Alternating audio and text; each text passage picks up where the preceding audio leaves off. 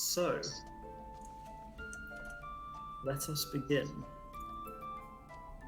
For everybody on the stream, we will be setting our story in the world of Arexarn, known to those who speak the... I did not say Alexa. Known to those who speak the Draconic tongue as the world born of dragons. Created some 17,000 years ago as a barren rock devoid of all life, save for 10 dragons, 5 of scales chromatic and 5 metallic. The two sides waged a war for thousands of years, in the process giving life to gods and mortals alike and transforming this barren planet into the world we know today. Zooming in a bit, we'll be placing ourselves on the continent of Corvanal, in the lands ruled by the Turyk Kingdom, under the monarchy of the young King Juron Turyk. Life is relatively peaceful in this central part of the kingdom. The crown provides what it can, and the people aren't left wanting for food or safety. In particular, we find ourselves in the Shalegard Hinterlands, the rural farming communities surrounding the great capital of the nation, Shalegard. A great center of industry and seat of the king himself, the capital sits within the hollowed-out shell of the huge Shale Mountain. However, not all lands are as lucky to lay as peaceful as the hinterlands. To the south of Corvanal lays Rashinia, a continent entirely ruled and governed by the Holy Federation, a fanatical theocracy ruled by worship of Kord, the Stormlord, god of war. In the time of King Juron's late father, the kingdom that we currently find ourselves in dealt a great blow to worship of Kord and ransacked his first and greatest temple, declaring that there was no place for a god of battle in these civilized lands. This sparked a war which raged for over a decade before eventually the Federation was forced into submission and peace reclaimed the land for nearly a generation. But like all good things, this was not to last. 8 years have passed since King Turyk died and his son Juron took the throne. 8 years have passed since the Holy Federation of Rashinia took this opportunity to incite the young king into a new era of wartime. 8 years since the Second War of Storms began. But we don't need to worry about that right now. We'll be starting our story in the farming town of Redfield, where the Yarrick, the alderman of the town, Westall Pond, has put out a call for adventurers to help their humble town, which has been under siege from the usually peaceful local wildlife, making it impossible to keep up with the wartime demands upon their produce. We lay our scene in the large local tavern of the Dancing Dagger, where the Yarrick has put out this call for everyone to meet on this very night. A very interesting and varied range of individuals have gathered in this tavern tonight, as this call and promise of reward has dragged in people from all over. The bar itself seeming to be run by a rather large family of halflings. There's a couple of brothers and a sister all behind the bar taking orders and bickering with each other the whole way. There's a few of the younger siblings cleaning up tables and running drinks out. Hovering around the tavern, keeping everyone happy and organising the accommodation upstairs, are an elderly couple who clearly seem to be the parents, just treating everyone with a warm smile and a friendly embrace. There's a interesting, as I say, a very interesting and varied mix of individuals. In one corner, you see two very tall folk, covered head to toe in a short, kind of grey-blue, fuzzy fur. These almost bovine, cow-like features. Looking quite uncomfortable with the noise and atmosphere in the tavern, they're both just kind of clutching their pitchers of water with a tight grasp. Stood next to them, almost obscuring them from view, stands a very tall, very strong centaur woman, keeping vigilant eyes across the entire tavern.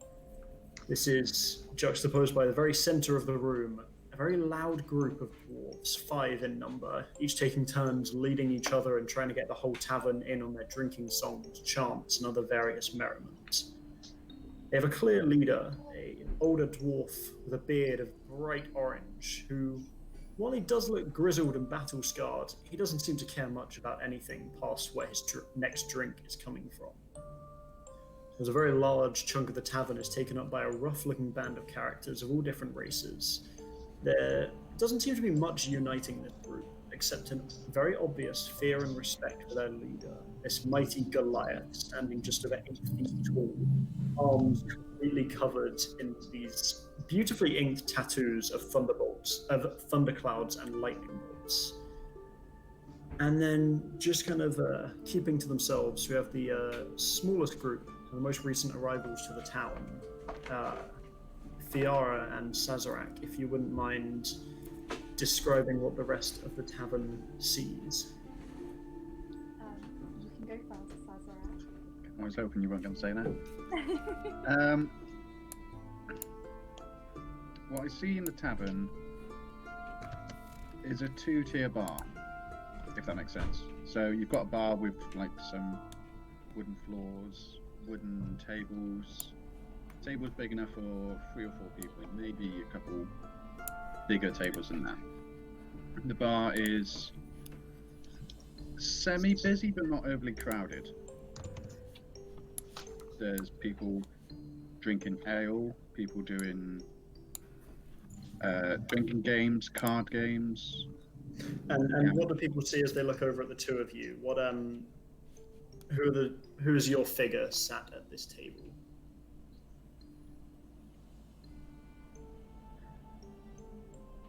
They see Sazerac and Fiara having a little game of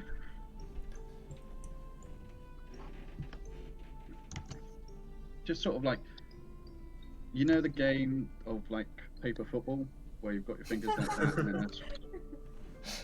Oh my god, I imagine he had like no idea what that was and was just like so unsure, and then he had to show. I was teaching Fiara how to play it and even teaching her how to fold the paper up into the little triangles. Oh my god, and she's gone like way overboard, and I've made like a million of them, just like trying to get it perfect. Could we try and boost mics? Sorry. Apparently we're quiet.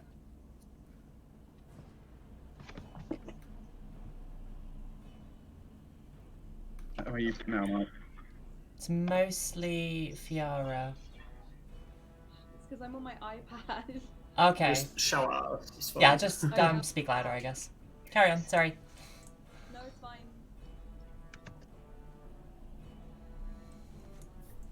So Fiara, if you'd like to describe yourself. Oh, so basically she's a human Kalashtar, so she looks mostly human except for her eyes and her hair. Her eyes are like strikingly like gold yellow, and then her hair is like kind of like, you know how hair would like go white, but instead of white hers is purple because I like purple. And then she's covered in like jewelry. She has like a nose piercing, tons of earrings, rings, like but I feel like if you take a second look, they wouldn't look as expensive as she wants them to, you know. And then she's just wearing like ornate clothing as well, but I feel like if you squint you could tell that she's not quite as put together as she seems. Yeah, so that's what you see. Yeah, there's this. Throw up a picture of Fiara on the screen for everyone.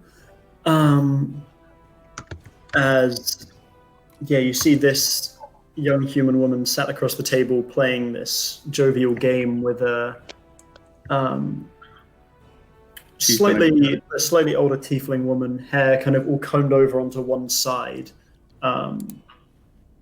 Just the two of them keeping a general air of awareness around the tavern, but it seems safe enough.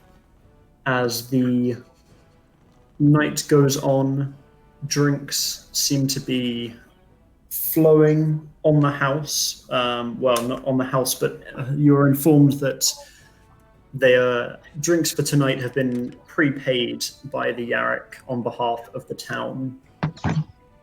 And it's not long into the night as certain characters, specifically the dwarves, seem to be getting very quickly intoxicated and getting louder and louder and really kind of making things a little bit difficult for everyone else. As there is another group of 3 that makes their way, the final arrivals to this what seems to be turning into a party. If Marley, Rags, and Galad, if you wouldn't mind introducing yourselves as the motley crew, the 3 of you make your way in.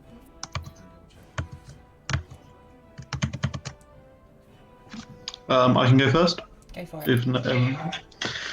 You see a dwarven man just about 4 and a bit foot tall, wearing this sort of quite nice heavy armor, sort of mostly green metal with sort of brown and sort of bronze sort of highlights on it.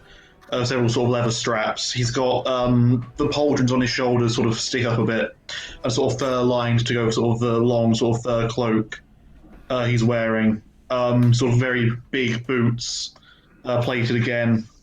He has a giant sort of maul sort of on his back, walking in, and he's got this big sort of orange undercut that sort of drapes down to his shoulders, and a big ginger beard split into 3 by sort of bands of iron. I mean, you can see he's got 3 piercings in his ear, also made of iron. He's quite well built and stocky, and yeah. You see a very tall Eladrin elf with very pretty pale skin. Doesn't look like she goes out very much. Hair with a little braid down the side.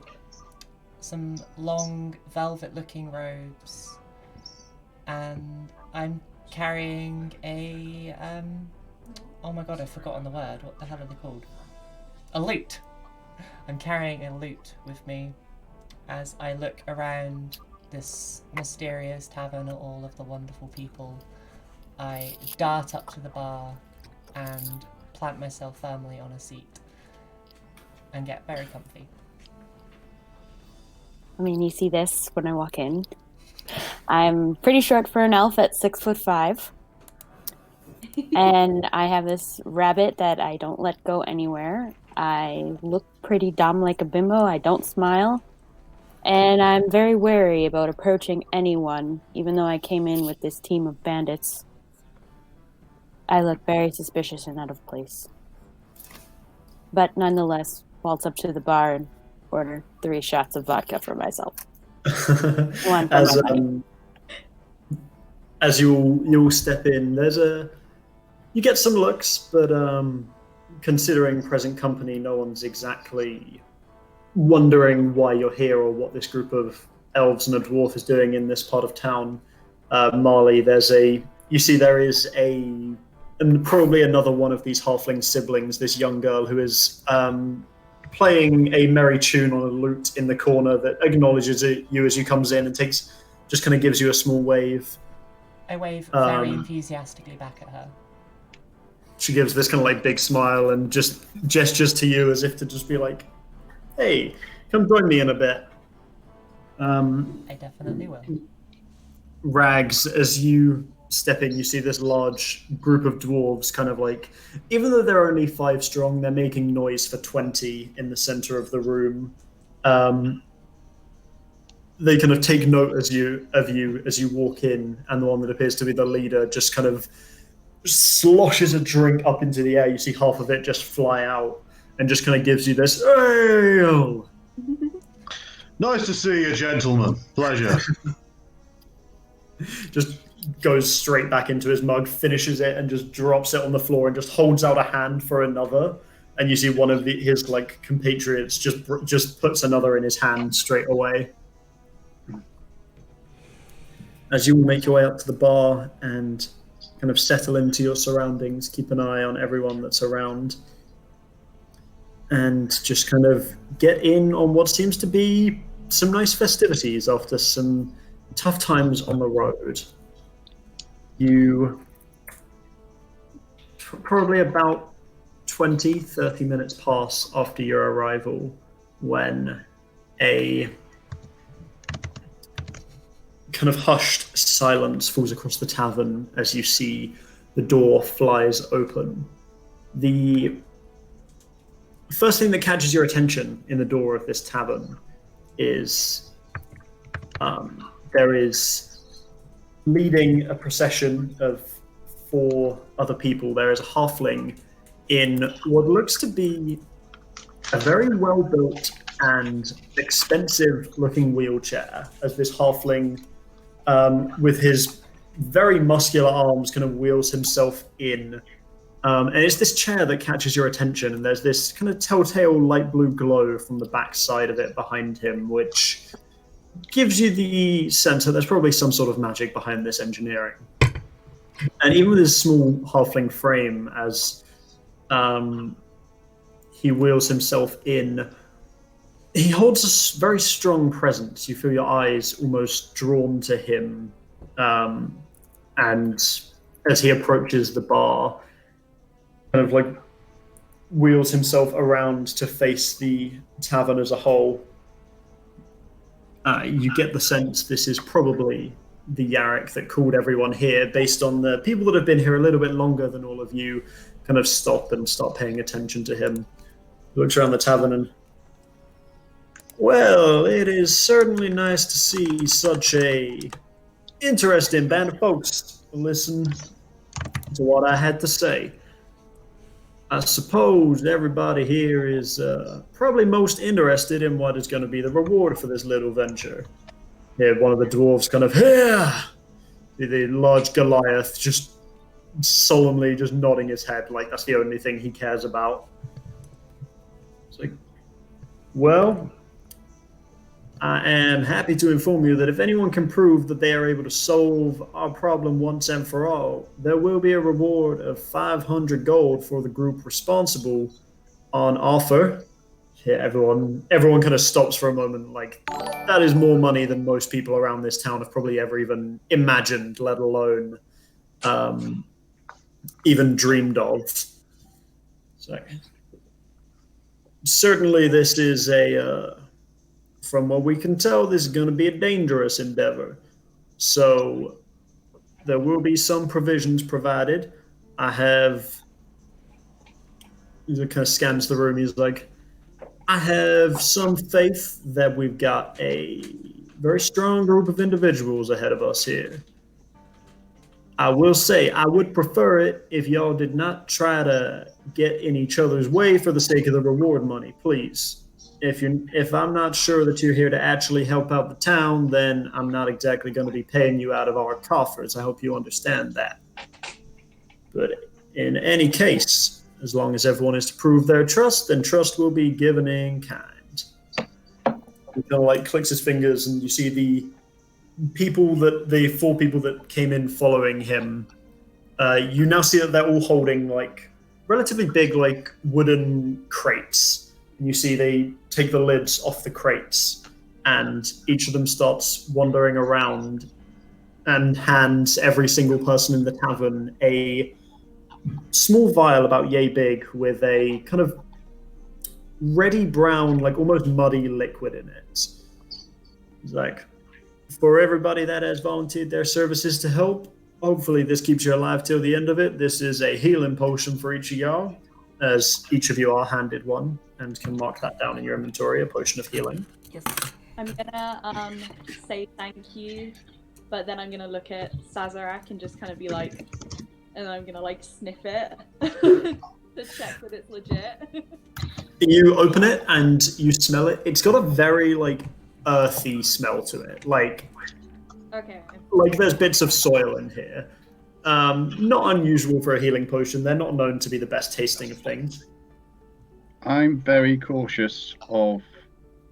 Did you mention he was a guard or royalty or something? He's like the mayor essentially of the town. Okay. So yeah, mayor's fine. Yeah.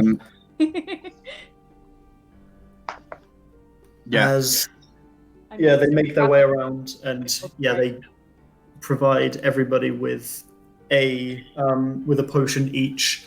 You see, there is a sort of equal level of suspicion from you guys as there is the kind of like rough-looking band led by this large Goliath look suspicious, but after you see the leader do the same kind of thing, uncork it, sniff it, like take a little bit on his finger and taste it, he kind of gives a nod to the rest of his band, and they all sort of pocket them.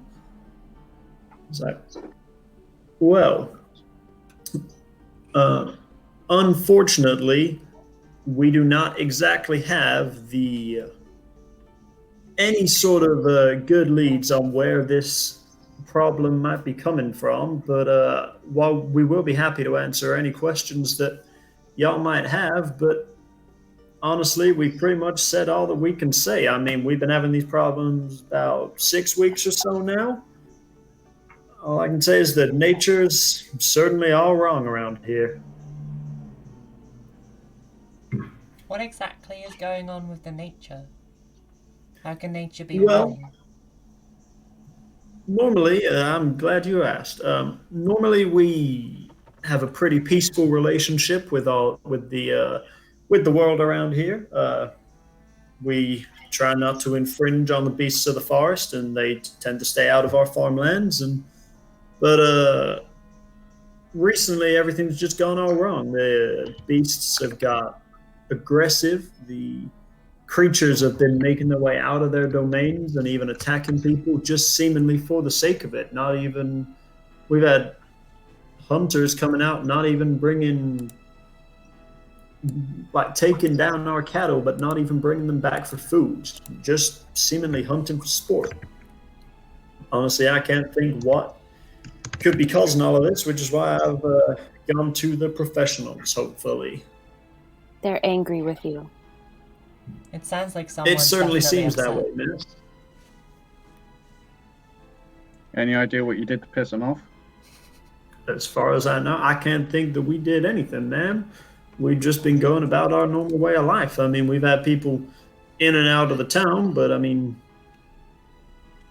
Have you tried simply asking them? I mean, I've not personally. I'm not going to lie to you, miss, but... Jody said to find out. If these people don't know what they did wrong, then it could be that they're angry at people in general, but not these people. But maybe they don't know the difference. That makes sense. I mean, I like that idea, but I like the idea that you did something to piss them off first. I whisper to people. I feel like they'd know, before offering us all this money. So, I'm not sure. We, honestly, like I said, we've tried to figure this out on our own, but we are mostly just humble farmers around here. It's been tough. I mean, produce is significantly on the decline. We've not been able to meet the requested amounts by the king, and things are getting tough around here. We're humble folk, and an upset to the way of life certainly has not been helpful by any means. Kind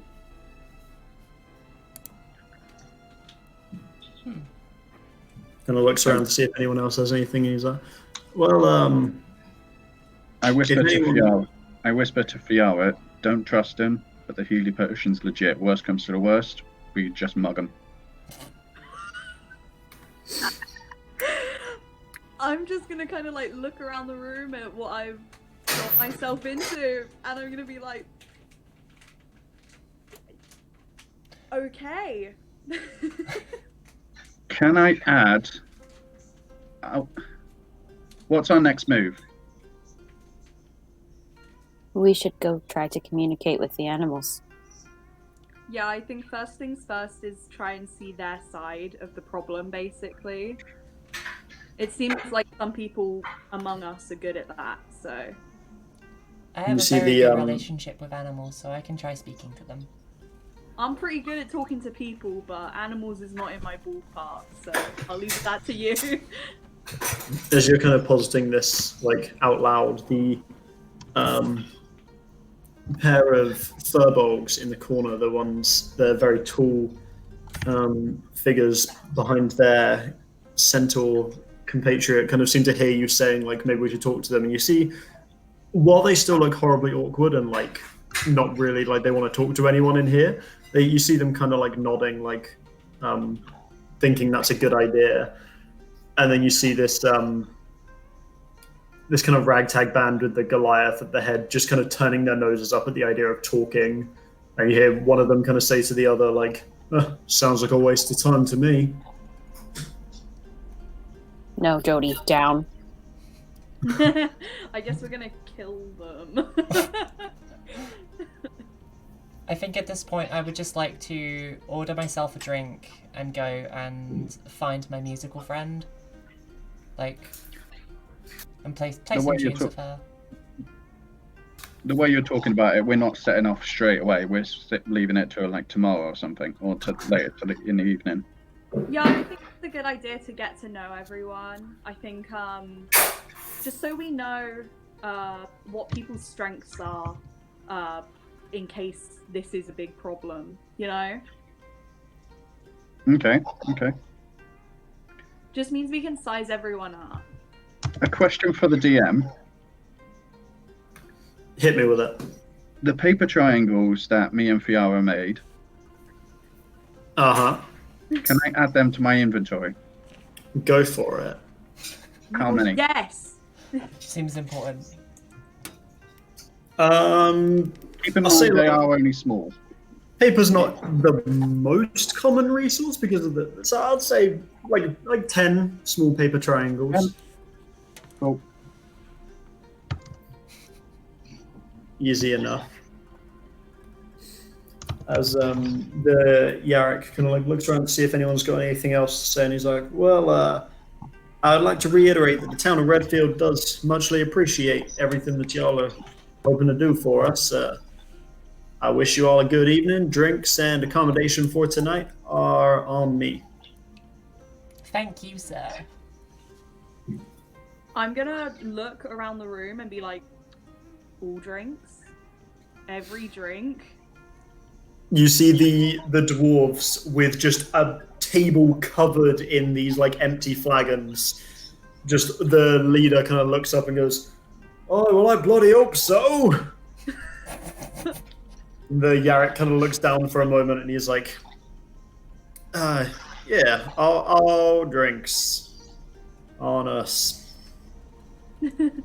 Maybe we shouldn't have stolen that alcohol earlier, Sazerac. Oh wait, we didn't steal it. We didn't steal it. I mean, it says we have 3, but I reckon we could use at least 1 to like make 3 drinks. If one's already ordering shots of vodka. I can't help it that Jody has a drinking problem, okay? Oh, we're doing one for the bunny, aren't we? How quick does a bunny get drunk? Very, I imagine. Actually, no. She's a heavyweight. She's heavier than I am. Years of training. Years of training. Just don't insult animals around her, guys. I can't hold her back after I have 3 drinks. I could never dream of anything like that. As Molly, you make your way over to, there's the young halfling girl with a loot significantly smaller than your loot, just based on stature. But she just kind of sat there plucking away as you approach. She's like, "Oh, hi, I saw you when you came in. Molly, Did you want to do something? Do something together?" I think we Oh should my play a God, song Has a together for sure. girlfriend? I'm sorry, Fiara? Molly already has a girlfriend. Heck yeah, I do. are you going to accept a challenge like that? Come on, Marley. Yours is bigger than hers is. No, we're gonna play a song together. It's gonna be wonderful. I'd like to play a song with this young girl. That foretells hope and inspiration for everybody in the tavern. She lets you take the lead and just kind of she acts as your backup player. Your song goes very, very well at first. It's very well received. By the end, the dwarves have turned it into a drinking song, but you can tell that they are enjoying it. Beautiful. Maybe not in the way you originally intended, but they're having a good time with it. In that case, then, can I please change the tempo of the song to more of a drinking song tempo? Definitely, which just gets them more and more involved with it as the tavern. It feels like the tavern explodes into song. In reality, it is still just these five, but they are having a good time doing it.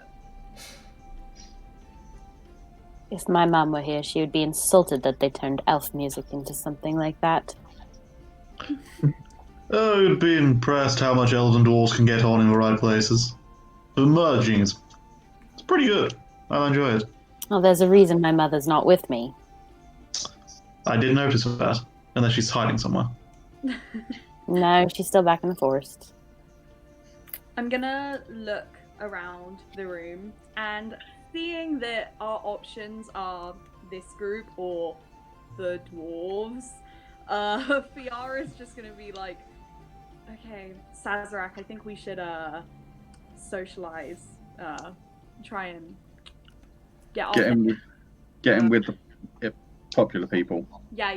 It seems like they know what they're doing. Maybe almost as much as us. Right. I have an idea on how we can get on their good side straight away. I walk up to the bar and order 5 ales and a pint of Budweiser for the rabbit.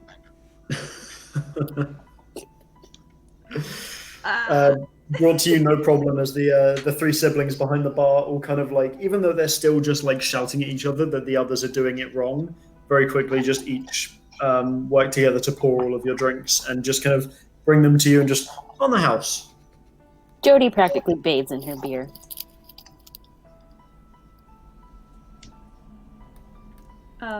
Appreciate the gesture. Not a problem. Very I kind. thought it might be a good way to make new friends. Thank you, Miss Tiefling. What is your name? My name is Sazerac. Nice to meet you. I'm Marley. And you're Marley. Pleasure. I'm Fiara. I really liked your song, Marley. Thank you. And I like your animal. What's your name? Sorry. Her name is Jody, and I'm Gallad. You can call me Gallad. You're not completely human, are you? Mostly. I'm enough, you know? Like,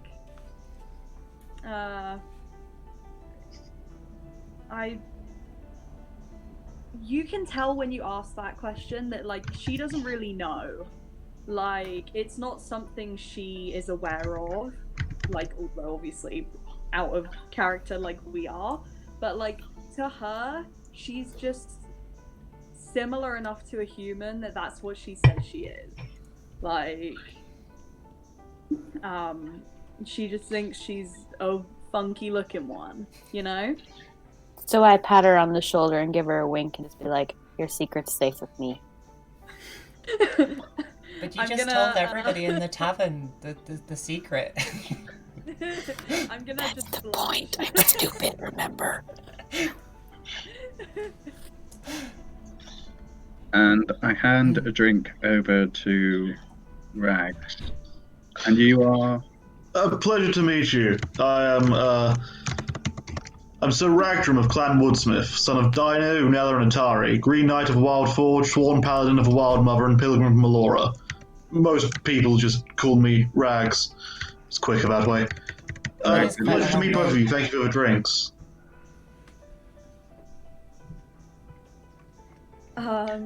You're very welcome. Just look in shock at that speech. But I'm gonna consider whether it seems like arrogant or whether it just seems like quirky, and then you can tell she eventually goes for the latter and just cheerses you. Sazerac gives a deadpan look, like you already know she's zoned out seconds after you said it. All she just heard was "I am" and then Rags at the end. He Yep, does that'll have do. a very long name. It's a formal introduction, so that I can go about my business without being arrested for vagrancy a lot of the time. But it's just become the usual introduction now. Barkeep, can my rabbit get another beer? She drank it in under 3 seconds. I was going to say, See, I one hand the of rabbit. the young lads is like, honestly, I'm not sure. Are we allowed to serve to animals? You see the one of the Well- other brother just kind of like slaps him around the back of the head and is like, I think that the young lady asked for a beer. He's like, all right, and just pulls you one without even bothering to argue. I mean, Thank you. technically that would depend on the rabbit's age, but how old is the rabbit years compared to our years? I don't think there are He any has the same rules age as me. written down for serving to non-human kind, because otherwise how would other species get drinks? Oh my god, that's so true. I never even thought of that. Don't worry, my Can rabbit. you say you've ever thought of this?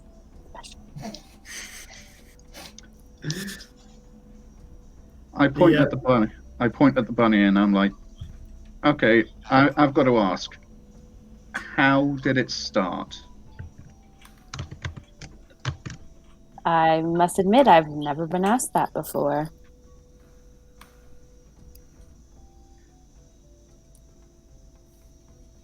Sazerac just looks almost dumbfounded, but just sort of like, yeah, okay, this is the thing now.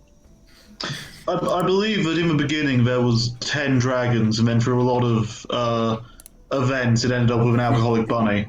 Is the long and short of it. That And seems legit. yeah, no. Don't believe him.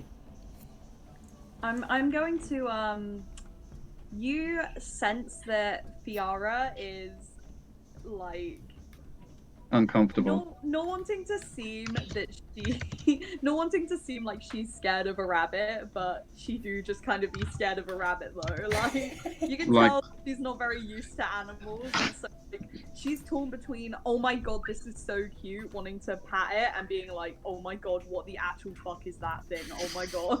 It's okay, Fiara. I can tell you want to pet my bunny, and you're allowed to. Trust me, if she didn't like you, you'd know. She's gonna hesitantly pat the rabbit. What's that, Jody? Yes, she approves. So I turn to Marley, and since I'm kind of an airhead, I say this aloud where everyone can hear me. Should we trust them? I think I I whisper like to them. Fiara, I'm still sus of the bunny. That's okay, you can be sus of the bunny. I knew a halfling in the circus once, but he had really hairy feet. I don't know who his parents were, but really, God, his feet were so hairy. Are you telling me we should check to make sure he is who he says he is? Who? The halfling. Hmm? I'm referring to Fiara, because you blurted out that she's a halfling. Oh, I'm not a halfling. Oh, No, I'm a human with a bit of something spicy, but it's not that. To demonstrate, when Gallard asks you if you can trust me, you hear a voice in your head, and my eyes start to glow, and I just say, "You can kind of trust us." that makes me feel both Yeah, better that's and good. not better. That'll do. That'll do. I mean, I already suspected you weren't human, so I'm not exactly surprised. So not a To halfling. the rest of you, she just zones out. I mean, to be fair, my skin is bright red, so not exactly human-ish. I've seen plenty of people with bright red skin before. I haven't seen very many, maybe not humans before. So I'm very intrigued by you, Fiara. She's just gonna assume that you fancy her a little bit, and she's gonna be fine with that. I'm fine with that too. So I turn to sort of Regs and I'm like, have you ever regretted trusting someone? I haven't. Sazerac looks a little bit uncomfortable. I once told a childhood friend I had a crush on this girl, and then he immediately told her. But other than that, no, trust is pretty decent all around. Stop it! I'm not allowed to break character. Sazerac seems a little nervous by this conversation, but it's not but subtly moves towards Fiara. We just have to assume that Fiara finds all of this like fucking hilarious because I'm unable to stop laughing. She's going to look around and hearing that is just gonna be like, I've never regretted it, and just smile too wide and then just be like, so anyone down for a drinking contest or something we can do that involves us not talking? I'm quite enjoying this pleasant conversation myself. I don't know what the issue seems to be. I'm pretty sure Jody would drink you all under the table. More than likely, yes. Barkeep, another pint for the bunny. They still look concerned, but they're over it at this point. They do it. I'm just generally curious how much it would take to see a drunk bunny. I've never seen that before. I really want to see a drunk bunny. You don't want to see a drunk bunny.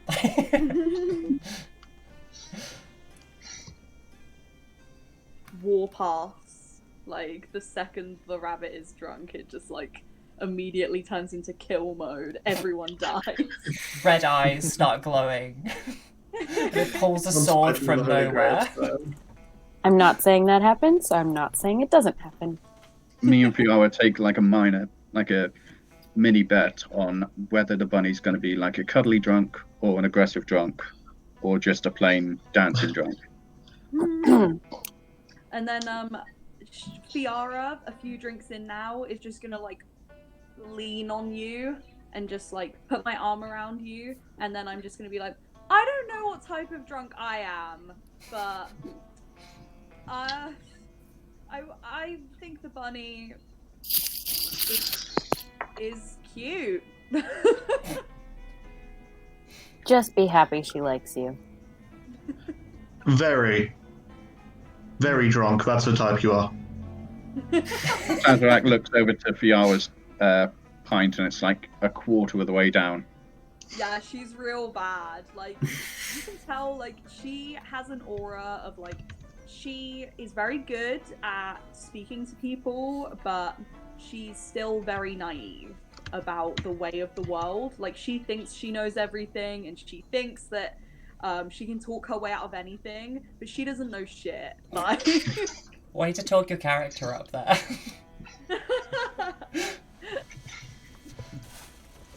Rags, at one point the band of dwarves kind of like hails you over. The leader kind of calls over. He's like, all right, then, come and say hello, brother. lads. Pleasure to meet you. I'll give him the whole spiel, but most people just call me Rags. All right, Torn Firebeard. Pleasure. So, where was it you hailed from, brother? The Wild Forge up north. Oh, look at you. You're one of those elven dwarves, are you? Ha! Dwarven elf, I believe is the term. Boring, I think that's the term. You'd be surprised. You've never tried Wild Forge homebrew. Well, it's probably got nothing on what we got back in the Wolfguard Ales. Up north. Nothing interesting up north, I'll tell you that, brother. Well, I was going to ask if you wanted to join us, but I imagine probably couldn't hack it. I look towards their table and Jody does too. I'm from up north.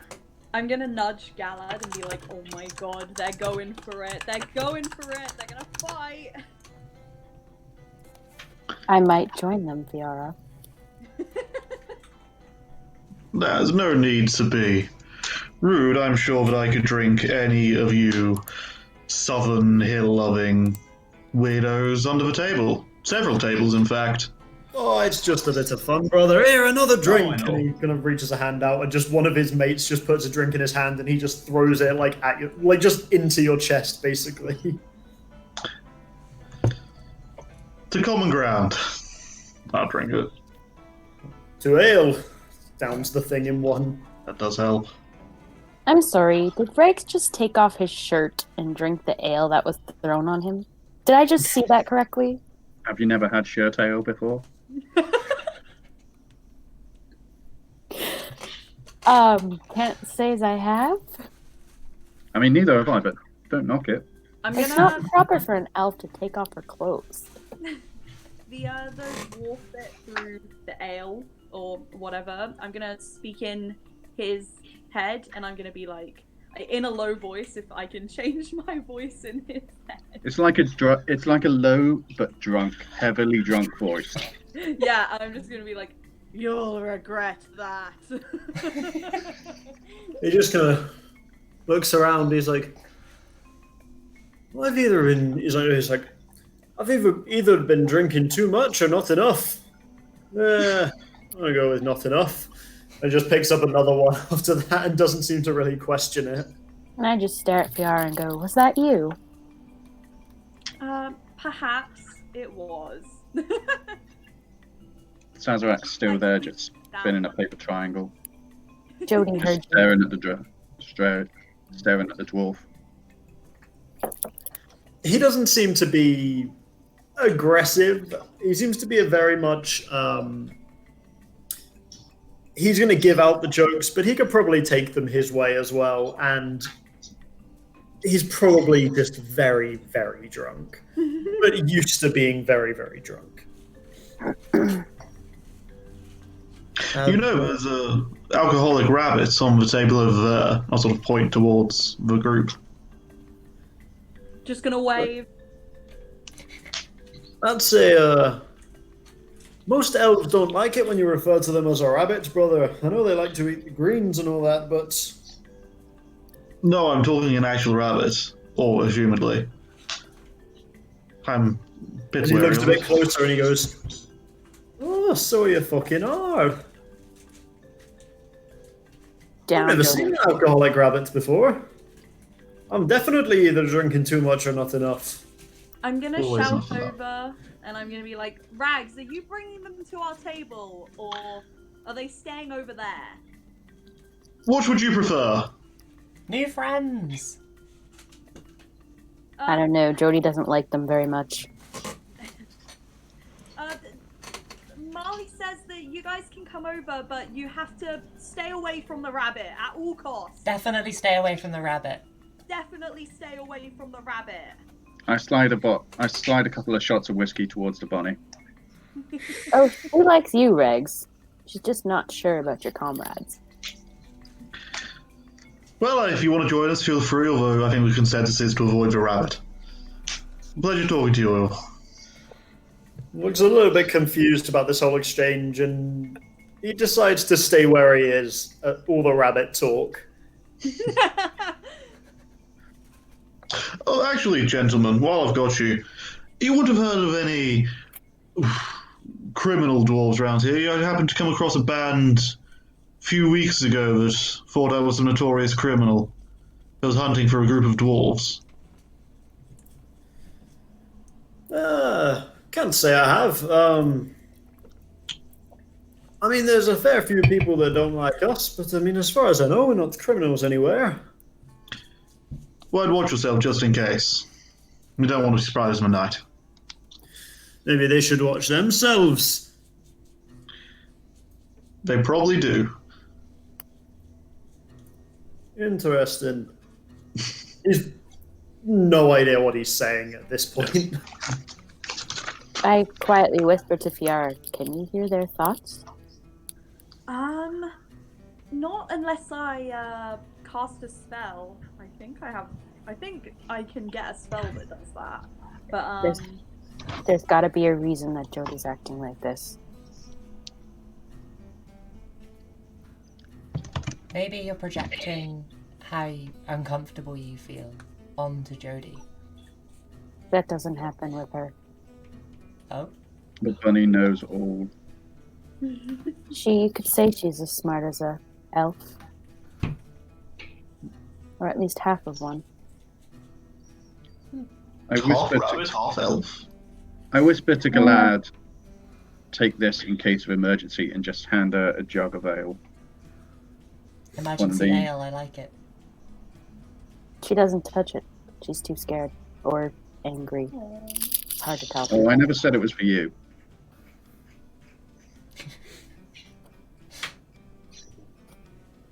As Emergencies only.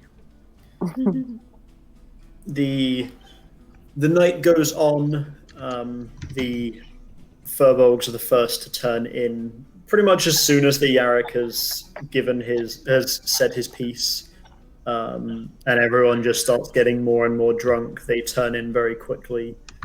The dwarves end up making their way upstairs to some of the accommodation provided. The other band, led by the Goliaths, actually make their way out. They don't seem to stay here, but they make their way out of the tavern to wherever they're going to be staying tonight. As there are rooms provided for each of you, it is a rather large inn, as it does house quite a lot of travelers, and all of the rooms have been booked out for you guys tonight. Unless anyone has anything else that they want to do, Are we Go ahead. sharing rooms, or do we each get our own? There are enough rooms for everyone to have their own, unless you guys want to share for safety. I'd probably share with Sazerac.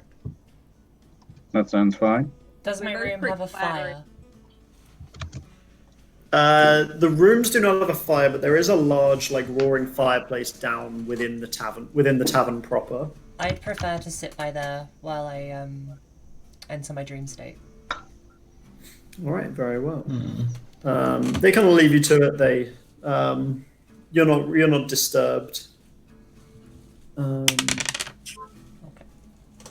If you guys don't mind, I'm going to take a 1-minute break just to go to the toilet. No problem. Yep. DM's gone, let's level up. I'm now level 60. I'm going to quickly add some more sugar to my drink. Fair. I'm gonna pet my cats. Seems good. I need to figure out what the hell I've just done, because I've just done a dice roll. Right. Cool.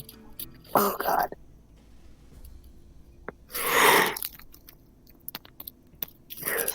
Guys, why does costume shit have to be itchy? I know, right? Wigs and capes and even my dress, god damn it. Okay, Pixie, who was playing that streams? It's just Wilmot that streams. So, if we want to do shout-outs, that's totally cool.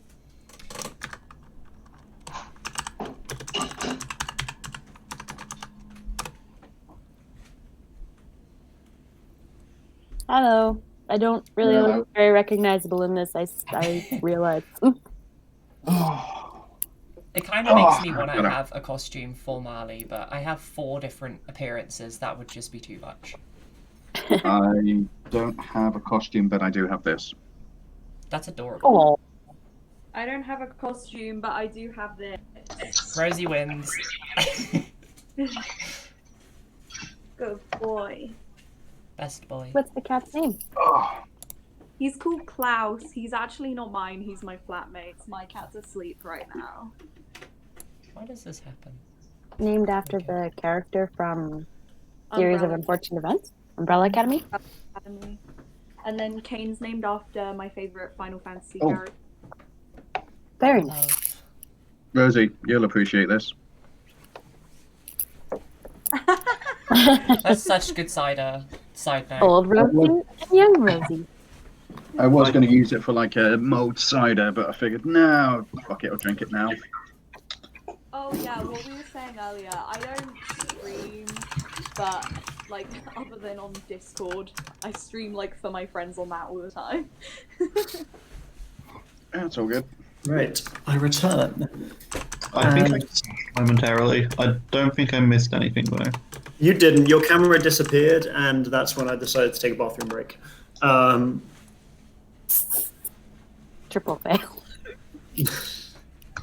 As the rest of the night of merriment is had, and all of you retire to the provided rooms for the night and wake up in various stages of either hangover or still intoxication. I'd like to note that my appearance has completely changed upon everyone's re-arrival in the tavern. I now have blue hair, very bright icy blue hair. I'm wearing a similar dress to what I was wearing before, similar braid in my hair, but a nice thick winter coat, and I look a little bit pissed off. I'm not fazed by this. I've been with you for a few days and have seen this happen before. A question for the DM. I've got fire resistance, haven't I? Yes, you do. Is the fire still going in the morning? It's been stoked across the night. I'd say the fire's still burning. Yeah, All right. keeping the place warm. I wake up hungover-ish and walk over, immediately put my head into the fire as it's sort of like a splash of cold water wake me up. And then I just wake up feeling fully refreshed. It certainly gets some views from the rest of the tavern, but it does definitely kick you awake. Yeah. As everyone makes their way down one by one. You see the various characters from the night before all kind of making their way down as a large cooked breakfast is provided by the family that runs the tavern. As you guys are all kind of sat around, all kind of nursing headaches at this point, and just getting your decent fill of breakfast before figuring out what your next move is going to be.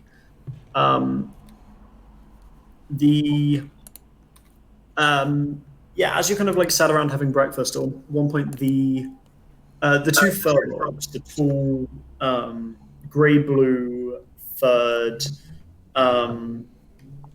like almost bovine looking features on these 7.5 foot tall people. The two of them kind of step up, both looking completely fresh because they weren't actually drinking last night, they were just drinking water. And one of them slightly taller than the other one kind of, good morning, sorry to interrupt. We just wanted to introduce ourselves. We didn't get much of a chance last night. It was very, very loud. My name is Dieter, and this is Frot. We couldn't help but overhear your slightly more tempered approach to this problem than most of the others that have gathered here. We were just like to say that we agree with you in probably trying to figure out what the problem is rather than running at it with axes and swords. Swinging is probably the best way to go about this. We were just wondering if any of you knew anything about this current problem, really, because honestly, we are quite new to this and quite stumped, as it were. Jody, stop sniffing them. Most humans find that quite rude. She does seem to trust them, though, guys. One of them kind of like puts a hand down to Jody and just kind of like strokes on the strokes her on the head. Just it's okay, little one. Seeming like very happy about the fact that there's a bunny here. And for the first time, I look up to them and give them a smile since I entered the bar. And just gives you this very like large, warm smile back. Barkeep, can I get 2 elven specials? They kind of like look at you. Oh. Right, I'm not gonna lie, we don't get a lot of elves around here. I will put something together. They come back to you with some sort of juice by the seams of it.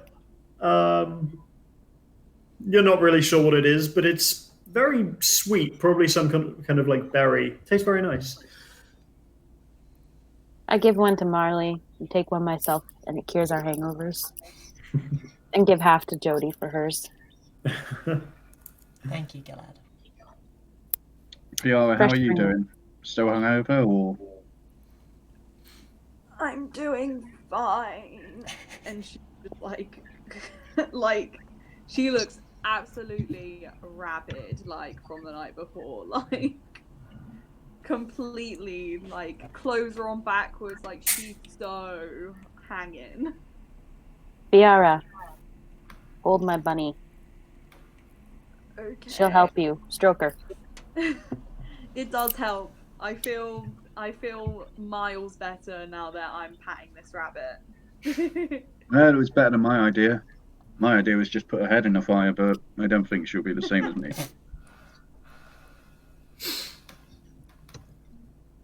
You sort of see Rags is sort of almost entirely fine. Like there seems to be very little sort of effects. It's like, us dwarves are sort of resistant to poison, so alcohol actually doesn't really give us that strong of a hangover. I look over it. So you're saying you can outdrink the bunny? Well, I don't know about the bunny. That's definitely some sort of demon, but She's not a demon. I've completely switched myself off to everybody around me, and I'm casting a small fireball in my hand and playing with it as if it's just a regular juggling ball. Is your friend okay, Gallard? Oh, she does that all the time. Okay. Fiara is in no place to judge. She doesn't even really know what she is. I think it's how she gets her creative juices flowing. Sazarak's just there making up some more paper triangles. I'm like, you want a game before we go? A game of what exactly? Well. I look over to Fiara and saying, how do you feel about taking on your first game on your own? I'll make up the triangles, not a problem. Nervously, I say yes. So the aim of the game is just you put your finger on top of the triangle and then flick while the other person has that. All you got to do is get the paper triangle in between their fingers. Nice and simple. So, Like this? I mean, that could work. I normally each use of it. you, Gilad and Fiara, both of you make a dexterity check. Just roll a d20 and add your dexterity modifier. God, first roll. So 15 plus 3, 18.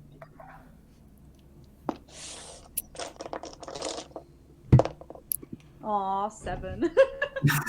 As even though being brand new to the game, Gilad is surprisingly nimble, and as your first game on your own, Fiara, she shows you how it's done. You feel like your hangover has definitely not helped with this, but you almost feel like even though she's just picked up the game, she's just taught you a couple of lessons. I'm just gonna look sad because I disappointed Sazarak. And then I look over to Regs and be like, would you like to join us? that is far too confusing for me. So of course I'll have a go. Make a dexterity check for me, Rags. I'm so good at these. These are plus 46. That's a 4. That's a 4. You don't even have the hangover excuse. Oh no. I got You're just big fingers. big fingers, yeah. You just don't really get it. It's You sort of like push down on the tip of the on the paper, and it just sort of smushes. I think I broke it. Has anybody I look up- by the breakfast bar? There's foodie's good shout. people stepping up and down, coming back for seconds and thirds, but there's probably like two of the dwarves just up there at the moment, kind of like pilfering the various meats that are there and just constantly being restocked by the barkeep. I'd like to take a brown sack, which is just a regular bag that I've got, and put as much meat and bread in the bag and seal Easy it enough. and keep it by my side. Easy enough. It's thankfully this is also paid for by the Yarrick, this last gift. So yeah, you are easily enough able to put together some provisions for when you leave. Oh, is there any salt, by the way? There's probably like a very small like pot of salt. A lot of the meat is already very heavily salted for the sake of keeping it fresh. I'd like to take the Molly entire wants pot of some salt. big shit. What's up? Sorry? Oh, just Molly. That's so smart. We've got food now. Yeah, I'd like to take the entire thing of salt, please.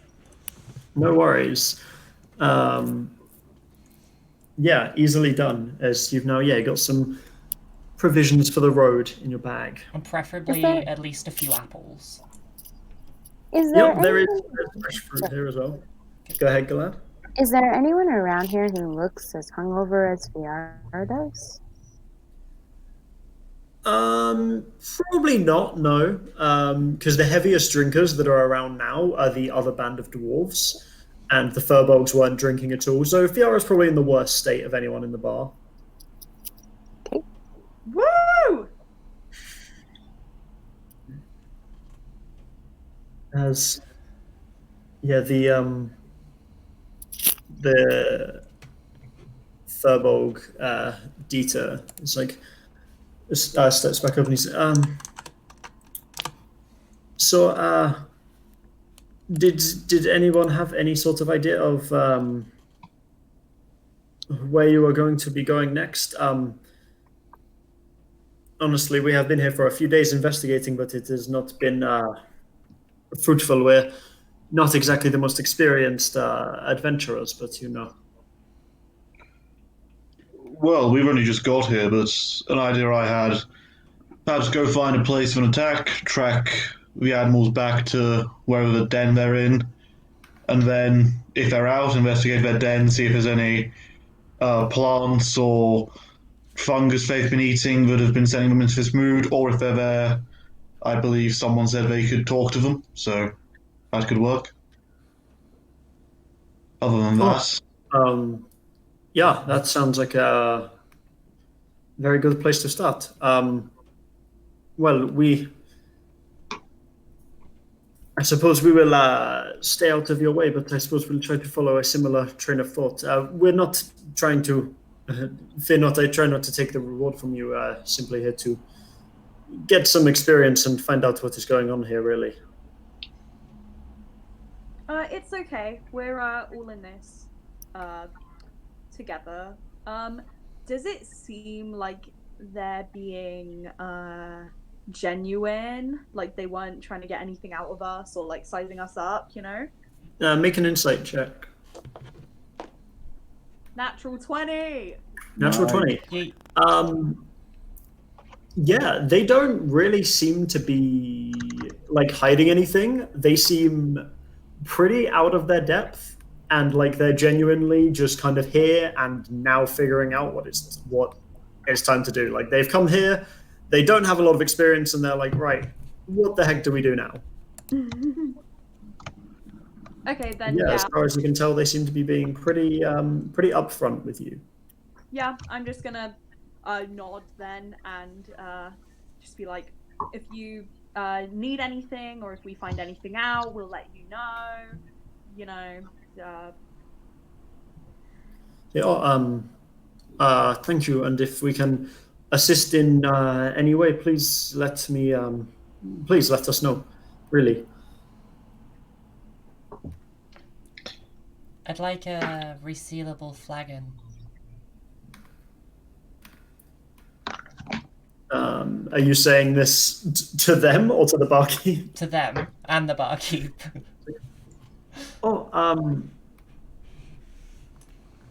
I have a water skin you could borrow if you wished, but I don't have any sort of flagon. I'm afraid. I apologize. Water skin will do. Could you put some cider in it for me, please?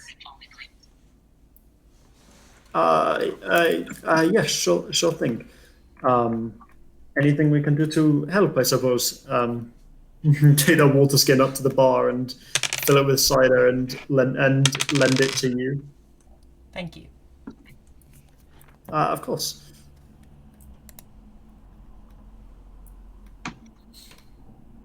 As a very hearty sort of like traveler's breakfast is had. So yeah, as you guys are all awake, fed, and ready for the day, what do you want your next move to be? Just before we leave the bar, can I swipe 2 more paper triangles? Give my Sure thing. total up to 12. No worries. Cool. I liked Rags' idea, and I'll say that. I liked your idea. I feel like the animals, like talking to the animals is key. I don't really want to like wipe them out or anything like that. You know. I think finding where they live, finding where they sleep, finding out what they eat, and then talking to them. You don't need to kill them, and killing them will just damage the ecosystem more, so... Just so you know, animals aren't always super cooperative, though. Oh, entirely, but... I'm sure with somewhere between us, we can run away if things get bad. But I'm sure someone here can talk to them or communicate or stare into their souls and find out what they truly desire. I don't know. I mean, I'm no good, but I could have a go. But I'm ready if everyone else is. Yeah. I'm good to go. All right. As you guys make your way out of the tavern, so you're searching for a place where there's been an attack. Yes. Very well. Make whoever wants to lead the charge, make an investigation check as you're searching around town. Just so I'm clear, where are we on the map? On the world map, you guys Yes. are in. I'm just going to draw. You're in Redfield, which is just Gotcha. down here. Yep. Just to the east of the capital city of the continent. Cool. I tried to lead the charge by making the investigation check, but I rolled a nat 1, so I just fall over and I start crying. As you're searching around town for a while, you leave at probably around 10 in the morning. It's by the time you find someone that actually knows like exactly what you're looking for, after a lot of kind of like awkward asking around, it's made it to about 2 in the afternoon. But eventually you guys do manage to rally yourselves together and find your way to... There's a lot of like cattle fields around the edges of the town, and there is one in particular where you find an old human farmer who, as you guys are kind of like asking around about the attacks, he's like, yeah, I have over the last 6 or 7 days been subject to some of the wrath of these beasts. I lost 4 cows just 2 nights ago. It's honestly, it's been getting worse and worse every few days. I can't say I know where they've been coming from, but anything y'all can do to help would be most appreciated. Do you know what kind of monsters they are? Like, have you seen them? Can you describe them to me? Well, a few nights ago, I was taking a peek outside when it was all going on, and I think I saw some of the wolves that live in the forest nearby, but it didn't look like monsters or anything. It just seemed to be a pack of wolves, maybe 4 strong, but I've not been able to really get a good look any other night. I point to the bunny. I point to the bunny and say, "Is it going to be all right with the wolves?" Oh yeah, she'll be fine. Perhaps. How frequently have they been coming? Like roughly. Well, started out maybe not even once a week, but last 6 or 7 days or so, it's been almost every night, every other night. I've been losing a lot of my herds. It's getting tough to keep on around here. I'm not gonna lie. People around here are thinking of having to move away. Situation's got dire here. Were they there last night? Sorry, go ahead. No, that's okay. It's last night, thankfully, there was no attack, but 2 nights ago was the worst one yet. I think we should wait then and like stake out. But go on, Galad. What were you saying?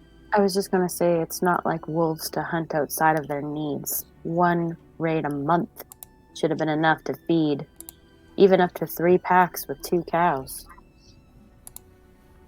Yeah, you're certainly right. Last night they took out 4 of my cattle, and they left all 4 of them in the field. They didn't even bring one of the whole cows back for food. That's what's been so disconcerting about all of this, ma'am.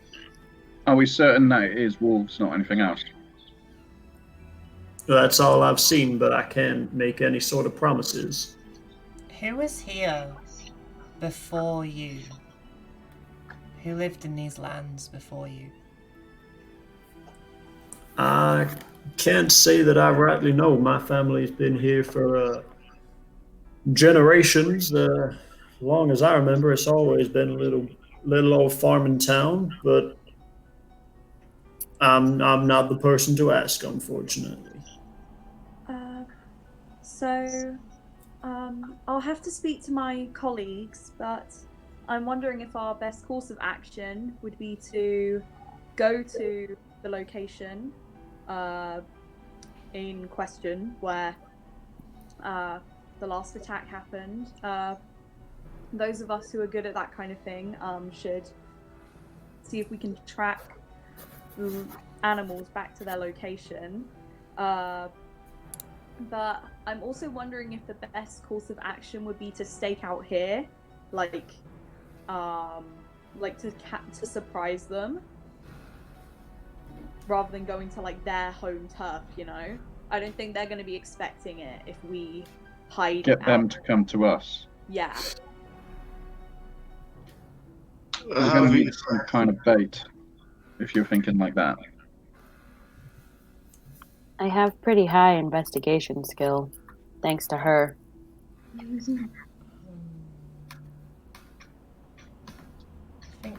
Yeah, mine's pretty high too. Mine's not. I'm an idiot.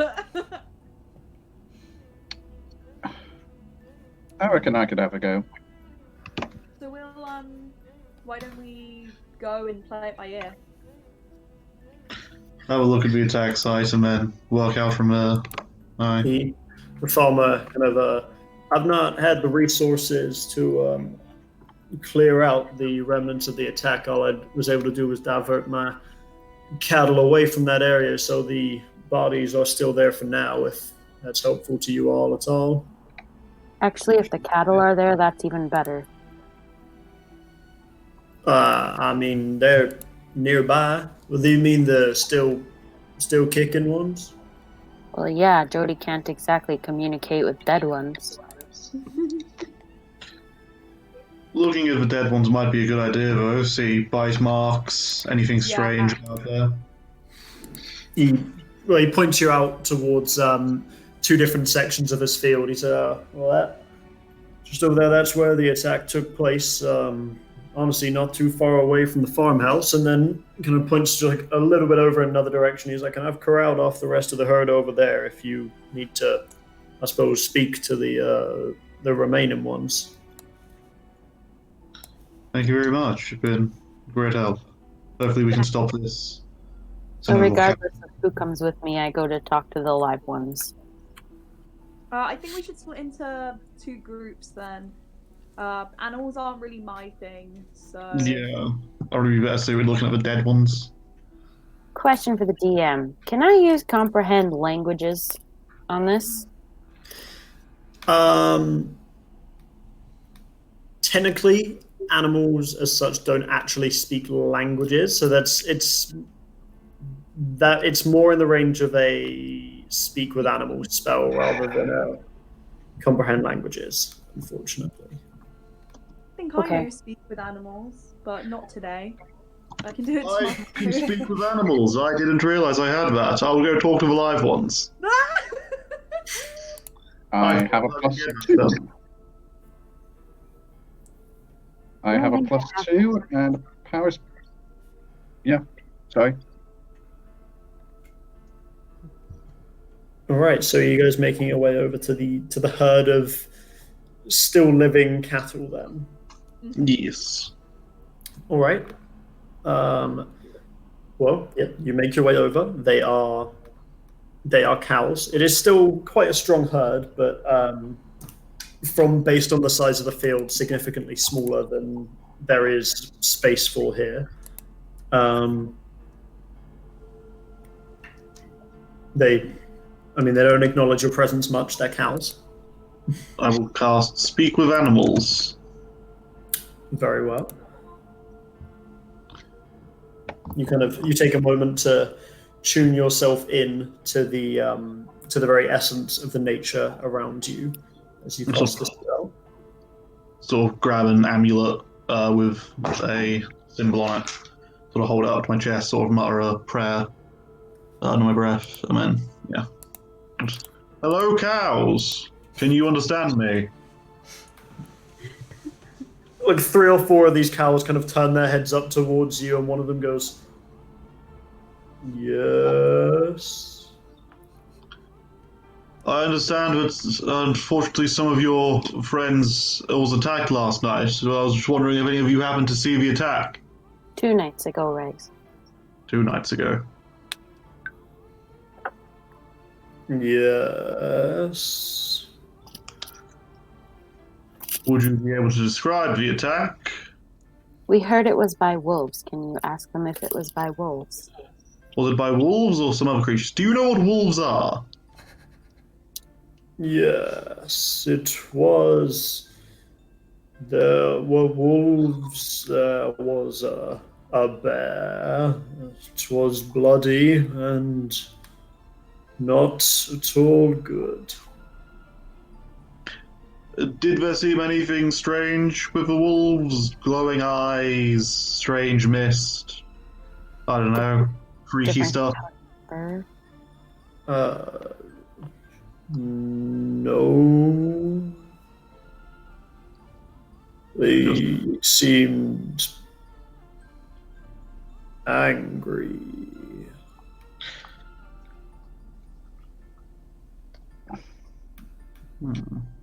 What are they saying, Rex? There was a couple of wolves, a bear.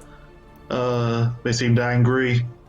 Other than that, just regular animals. Did the wolves, did they attack as a group, focusing on individual animals, or just randomly attacking whoever was closest? Well, did they seem organized or feral?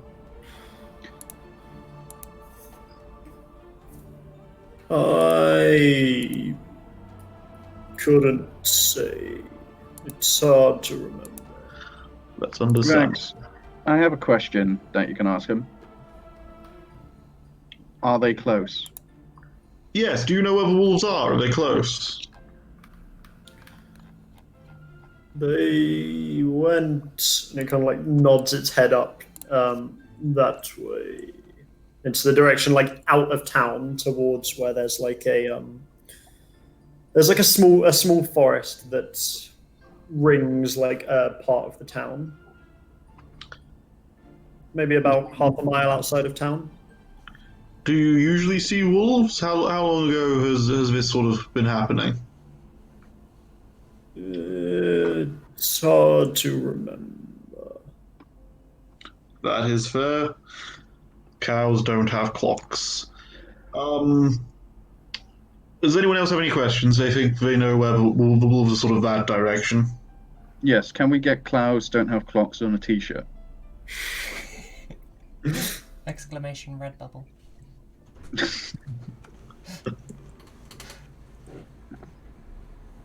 I'm gonna go heat my soup up quickly, but AJ's in that room, so I'll be able to hear this still. Yeah.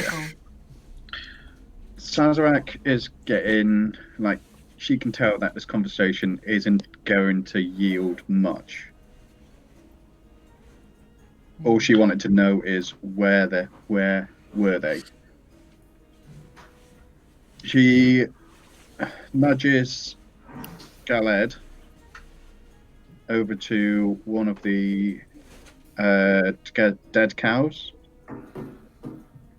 and thinks, is there any way that me and you could like investigate him? Definitely.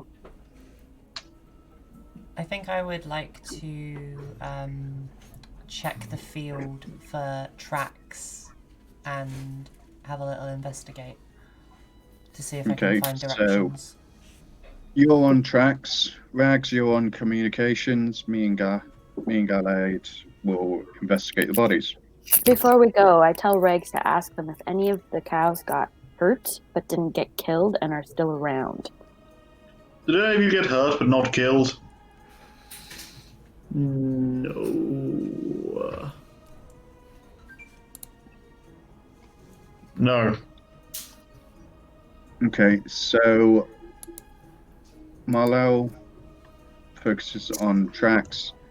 Viara, you okay staying with Rags? I'm sure she says yes from the other side of the room. I think Are you okay staying with Rags? Yeah, of course. I think we've gleaned what we can from these cows, so if anyone needs any help, then let us know. I think it'd be best if you stay on communications in case we find something. That way you can ask them. I mean, we're all fairly close together anyway, so we'll be able to, like, if we need help, we will all run over kind of thing. I've got this for 6 or so more minutes, so just let me know. Easy enough. Right. Marley, make an investigation check. Okay. As you're searching the field for any sort of tracks left behind. 18. 18. Mm-hmm. Very nice. As you're kind of like searching around, it's been quite because it's only been a couple of days and it's been quite dry recently. So there's not been a lot of like and with the cows being taken out of the field, there's not been a lot of disturbance to this area, and it's not too difficult for you to pick up what you can only imagine to be wolf prints heading away from the site of the attack in the direction that the cows indicated. Okay. I'm gonna... As you're kind of like getting low and almost like digging through the mud, you do find what is unmistakably wolf pads. Cool. I'm gonna follow that track then. Slowly, but follow it. All right. Yeah, it does seem to. Yeah, it leads towards the the like forested area, probably around half a mile away. As what are the rest of you doing in this moment? You wanted to investigate the bodies. Yes. What were you guys looking for on them?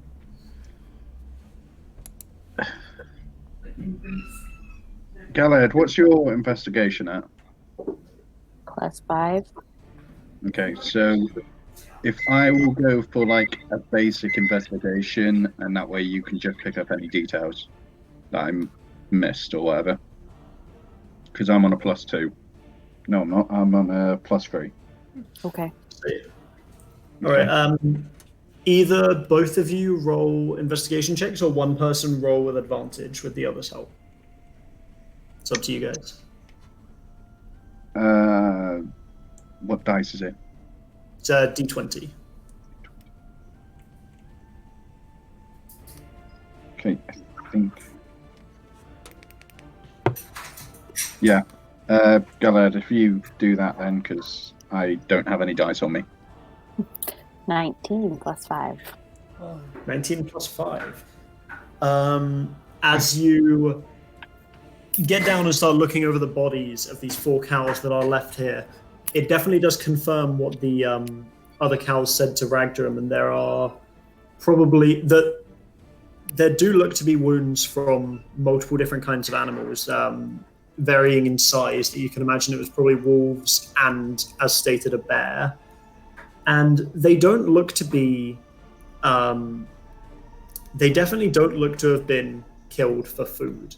There is a almost sort of like efficiency to this, where they were killed to be killed. Like they were like the throats had been gone for, and they were very quite viciously and bloodily finished off, and then just left and moved on to the next one.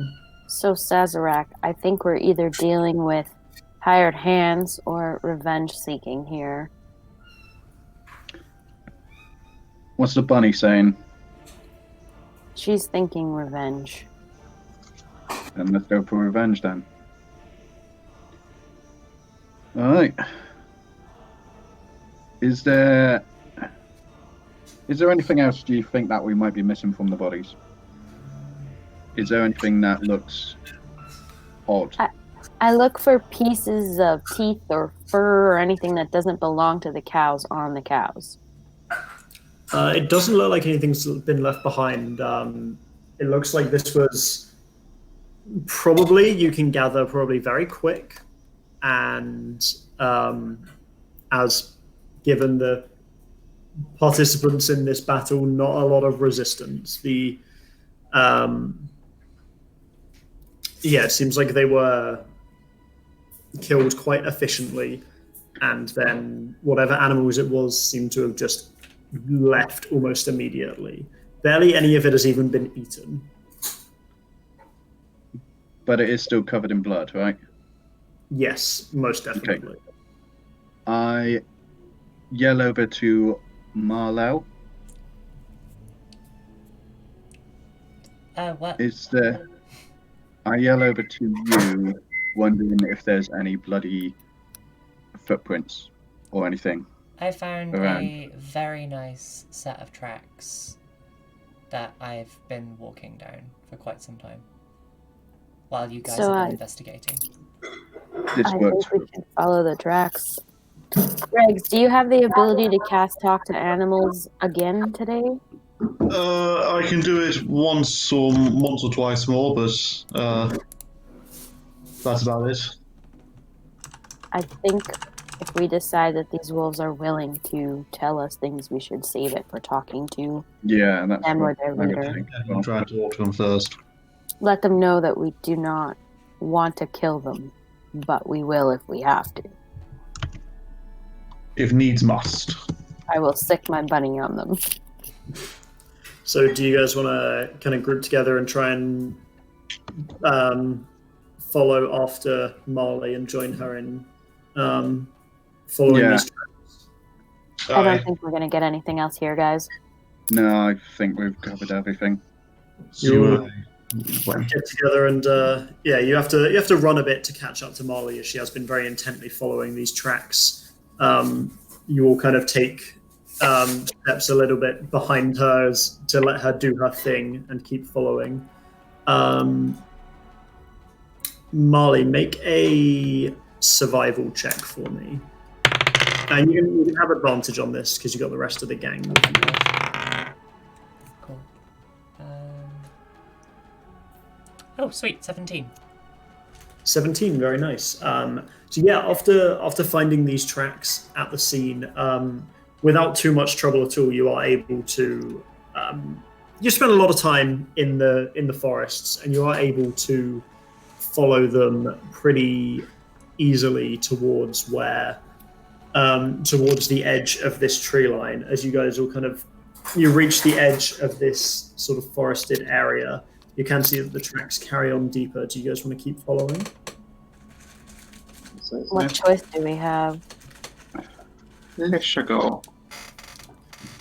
As very well, you guys keep following the tracks deeper into the tree line.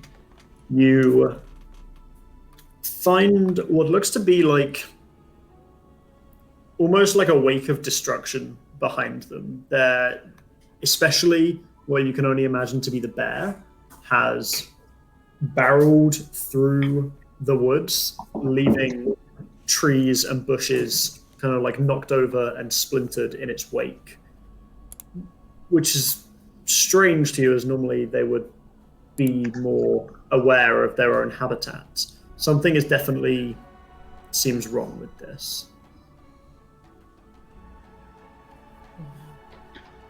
Do you guys think we should follow the wolves or the bear?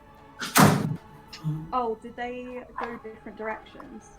Yeah, No. They You were guys- following me. But it's like for now. That's a question.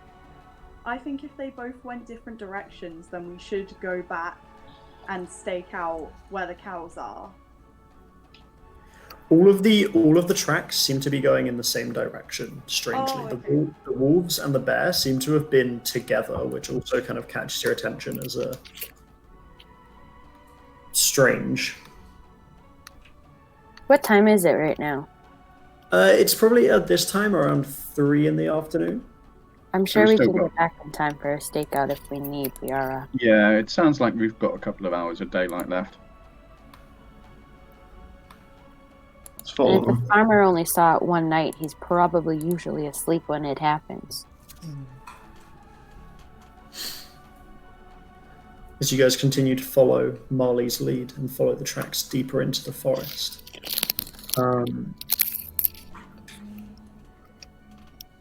You follow for at quite a slow pace to keep where the tracks are as you're going through the tree line. You follow for 10, 15, 20 or so minutes before, after around the half an hour mark, the tracks seem to head into what looks like a small clearing in the trees. Everyone make a perception check for me. Okay. 18. 16. 16. 21. 22. Okay, everybody does see as you kind of all Marley stops and everyone kind of stops behind and does that kind of everyone pokes their head round in a line and looks into this clearing. You do see on the ground near what looks to be like a long toppled tree stump rising about 7 or 8 feet off the ground. This very large brown bear, currently asleep, just kind of nestled up again between a tree and a stump, just kind of on the ground asleep. You also, as you look around the clearing, see in the shade of various trees near the edge of the clearing, there are, by your current count, 4 wolves, all kind of also all just asleep, nestled under trees in the shade. Okay, I whisper a warning to Riggs. We cannot let them know that we are on the human side. These are proud creatures.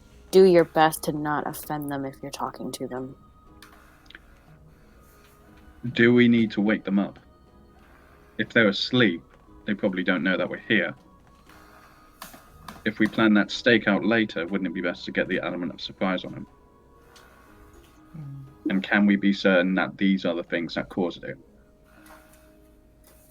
From following the tracks and from the cow's testimony, it seems these are the same creatures. I feel talking to them would be, while we have them here at least, would be good. And if they've just woken up, they might be a little bit groggy and not fully the best fighting form if things go south. They don't need to know about our stakeout. I have an idea. I don't know how well this idea will go. Go ahead. I can cast Phase Step while touching Rags. I don't know if this is how Phase Step works, but step very silently next to these animals so we can talk to them. Quietly would be. I do clank a little bit while moving. I don't believe you can carry another creature with you. I believe it's only yourself. Okay, my thing is, we wake them up. They could be groggy, they could get angry. We could wake them with music. Music could work.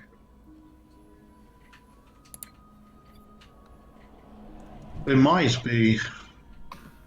They might wake up and be fine. As far as we know, it could be someone going around the forest at night, casting a spell on the animals, which sends them into a fury. They could wake up and be entirely passive. Yeah, which is a potential. I think talking to them is the way to go, although...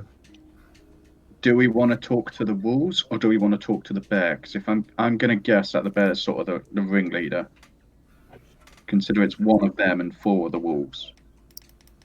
Aye. The bear did seem to be running quite quickly through the forest. But And also, since- if we Sorry. think that, then perhaps the bear is like the ringleader. I kind of want to hear from the wolves. No matter, the spell works on all animals, so I should be able to hear all of them. And I think if we wake one lot up, the other's going to, no matter what we do.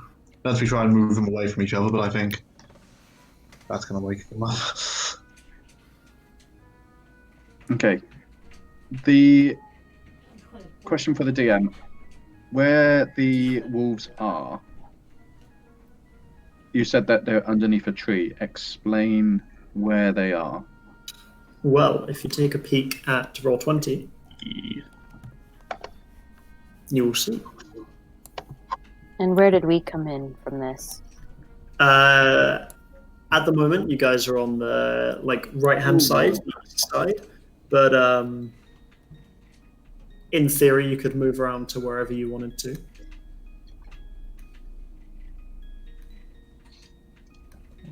Okay.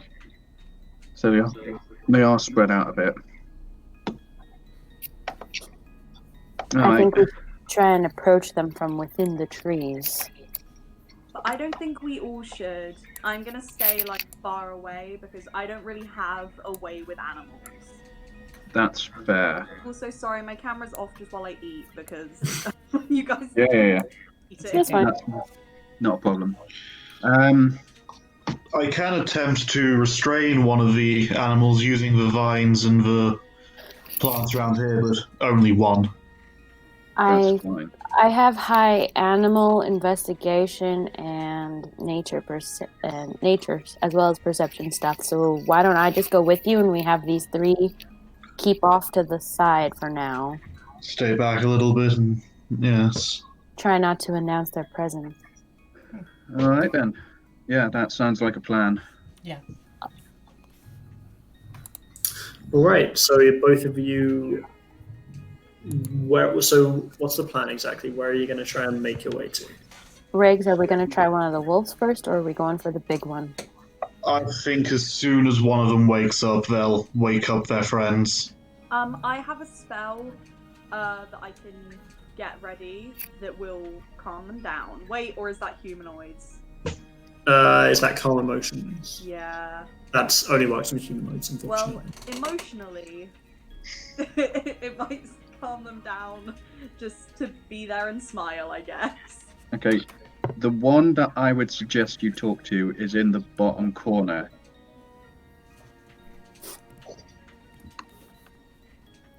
I Left or suggest right? This one. the lower one down. Yeah, that one. Yeah. Yeah. That one seems at like all it's of got the the- most distance between the rest of them. And if we came in from the right side, we already know that's a quick path out of the forest if we need to run. Yeah. Okay. I agree with that, Regs. Do you? I do. I do worry that they will all wake up once one does, but I think trying to talk to one at a time to start with is a good idea. That way, if things go south, you guys can handle that one and the one that's going to come in from the north, and then the other three we can surprise. I've already got a plan sorted for the bear. Right. If you guys want to try and approach without waking it, then make stealth checks for me. I will cast Speak with Animals before I start approaching because it lasts 10 minutes, just so Okay, I don't. that's fine. Go for it. Okay, right. Disadvantage. Yep, because of your armor. Oh. I got it. Oh, that's sad. What did you get? Oh, crap. 20 and a natural 1. Ooh, Oof. And I got a 10. 10 as you guys start to approach, leaving the others kind of off to the side behind you. Ragdrum, while you've spent a lot of time in forests, moving quietly through them has never really been your forte. And this is the moment where everybody else learns this. As you cast your spell and you get ready and you start to try and creep forward, your armor just gets caught on a branch and the chainmail just ding, ding, ding, ding, ding, as you see this wolf that's near you just starts to raise its head and look around. Doesn't seem to have seen Galad yet, but looks directly at you, Ragdrum. Good morning. Kind of snarls and intruder. Not quite. Very nearly. If you see, I haven't entered the circle yet, so visitor, at worst. We were just wondering about your involvement in the local attacks on those kind cows back there. Make an animal handling check for me. Oh, I'm so good at these. Oh, natural 20. Natural 20, okay. All right. Doing well. It seems perturbed by the fact that you can talk to it, but as it kind of like snarls and stands up, you can like put your hands out, and for a moment it seems to pause, like, and not directly attack you. Please try not to offend it. Me and some friends here are just looking to inquire about what happened. We just want your side of the story. We know that there have been some strange events happening, and so we were just wondering if you'd seen anything not normal. I look over to Fiara and say he's gonna fuck it up. I can tell. I'm gonna nod and just take another step back. Mm-hmm. It just it kind of gives this low growl, and you see the others not wake, but almost like an ear like prick up on one of the other sleeping ones. It gives this kind of low growl and just. Okay, Greg, All around. repeat after me word for word. It's all wrong. Sorry, what was that? What? Yeah, it's all wrong. What did the humans do to you? What happened to you? What did the humans do to you? Word for word.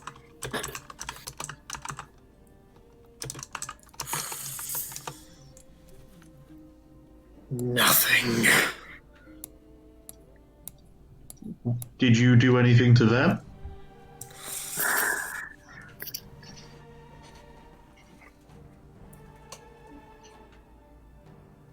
We rip when we want, and we rend what we want. Ask them if they remember things about their lives from like a month ago. Do you remember anything longer than a month ago? Anything for when it was colder or flat, more flowery? A season ago, say?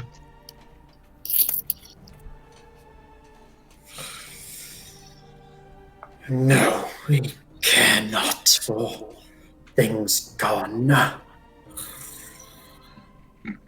under a spell.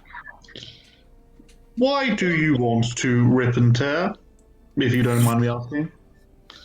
It's all wrong. You. And it rears its head back and howls, waking the others up. Okay. God damn it. I need you all to roll initiative as this thing starts to barrel towards Rag. Alright. It's all wrong, something, you. Just like you. Just like Initiative. 11. 14. Fuck. Fuck is not a number. 18. 8. This dice is doing me favors. Who would it rolled 14, sorry? Me.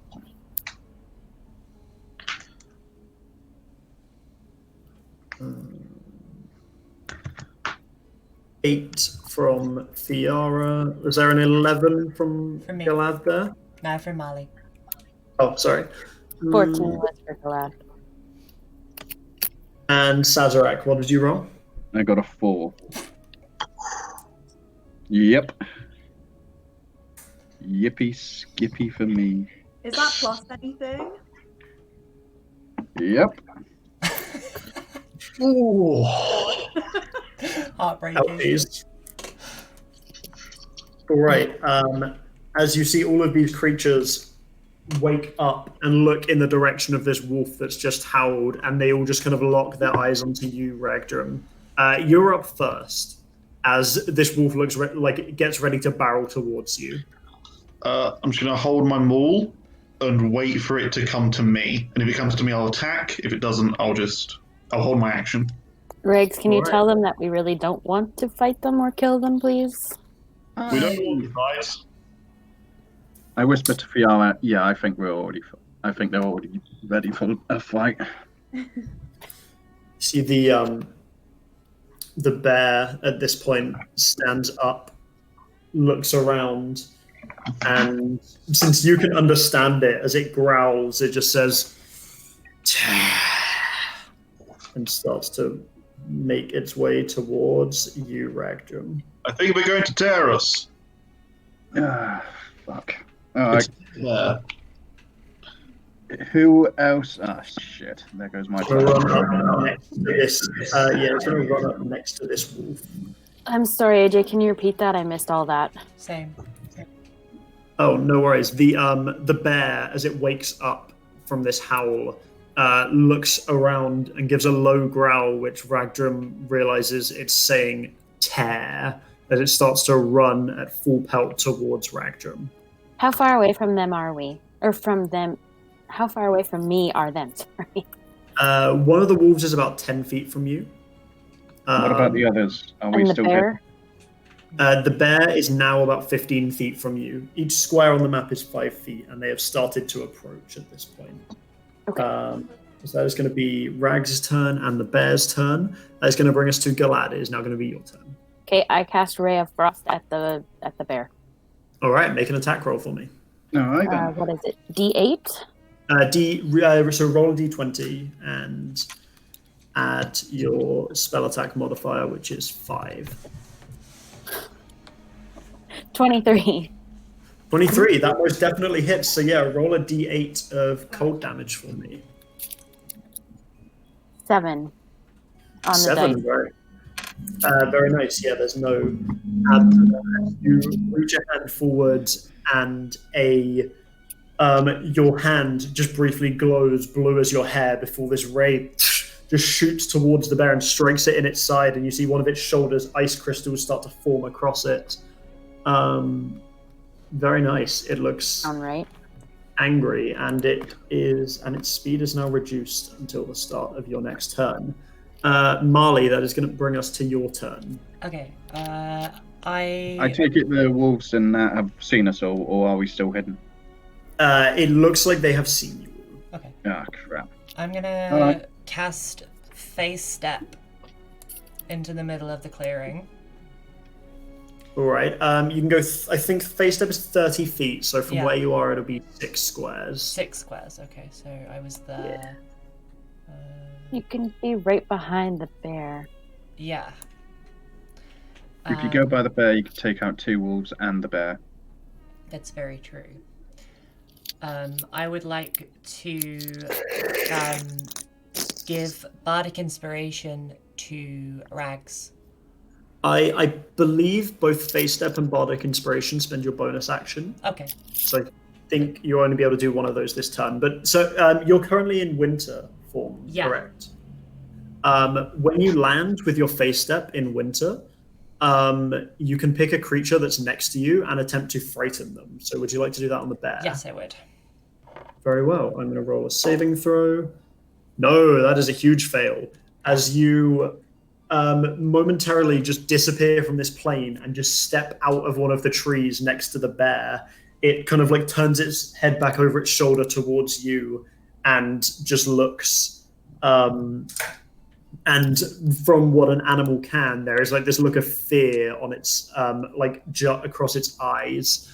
It was holding its action to bite anything that came near it, but it is going to have to. So it is going to try and bite you, but at disadvantage because it is so terrified of you. Okay. That is, I believe, probably going to miss. That is a 10 to hit your armor class. No, I'm 12. Yeah, that is a fail. As this bear, as it turns its head over its shoulder and in its panic tries to bite you, but just pulls back out of fear and does not, and it does not land. For my regular action, I want to cast Earth Tremor. Very nice. Oh.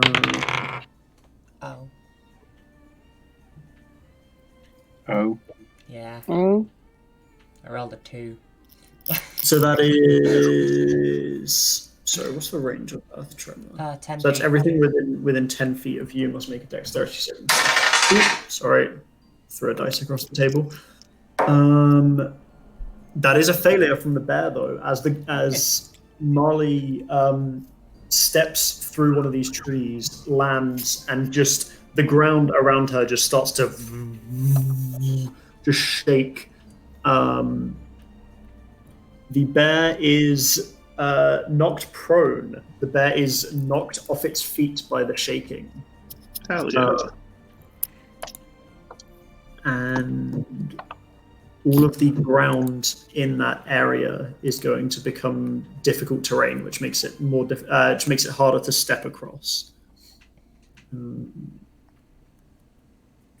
So that is everything within 10 feet of you. So everything within that is a very difficult color to see.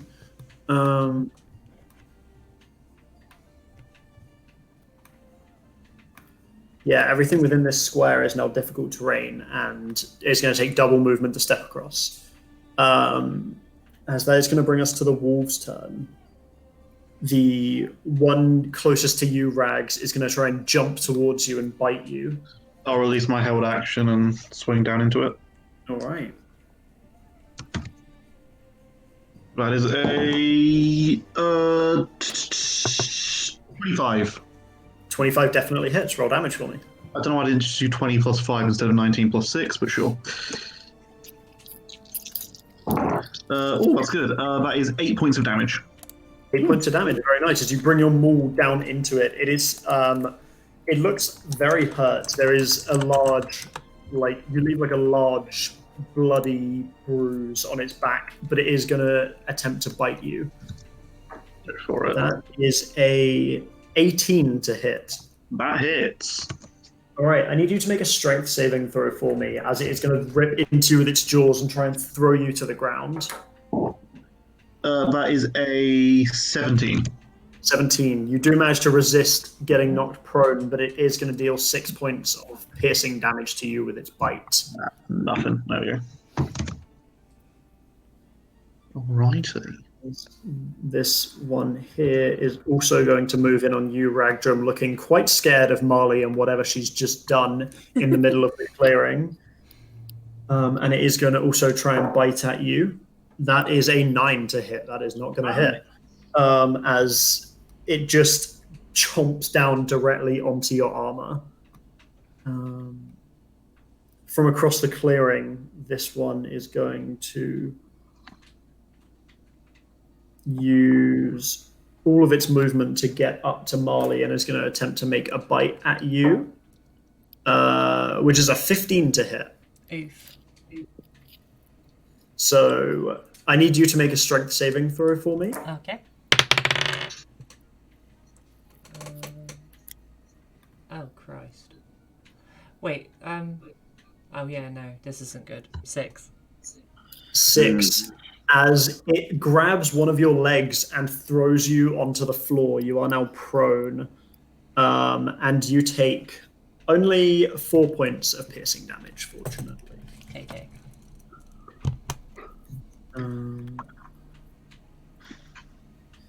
This one is not going to be able. The other one is not going to be able to get to you because of the Earth Tremor spell. It is not able to move through the kind of like shaken and broken earth that you knocked up quick enough. That is going to bring us to Fiara's turn. Okay, so first of all, I'm going to step forward to just a step, basically, like. So All right, you should be able to move yourself on the map in theory. I can't see any of the people on the map. I'm having to use my phone to see the stream because it doesn't work on iPad. Ah, I see. No worries. I can see on my phone, so.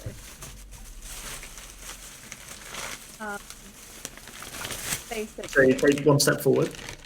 Yes. And I'm going to pull out from my like little card holder. I'm going to take out the Priestess card, which means Divine Protection, and I'm going to cast Shield of Faith on Rags. Very well. So you get a +2 to AC.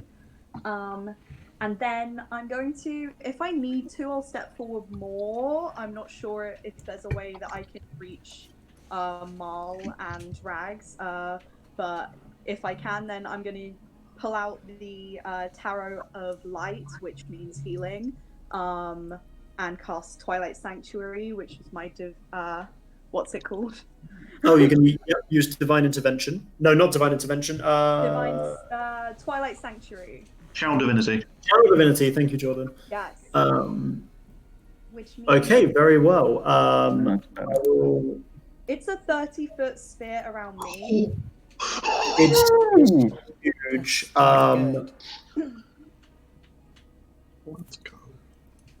It's that area around you there. You'll see on the map is so as you walk forward and you pull out the light card and hold it up in the air, the card seems to shine, and then suddenly an aura of like a dim light with shadows like overtakes the entire area around Fiara, this huge sphere of shadowy twilight. And when a creature ends its turn in that sphere, you're able to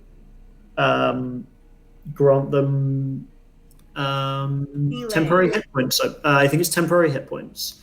Oh, cool. Is that the end of your turn? Yes. All right, so you can do it to yourself. So roll 1d6 plus 3, and you will gain that many temporary hit points. Okay, 3 + 3. So I'll just mark that down. Nice. So that is going to bring us to Sazarak's turn. You are hiding way down in the corner right now. But yes, I see. Yeah. Right. So I go up. I've got I can move 30 feet, right? Yes, you have a 30-foot movement speed. Which will bring me to where? So 6 squares. So which direction is it you are aiming to go?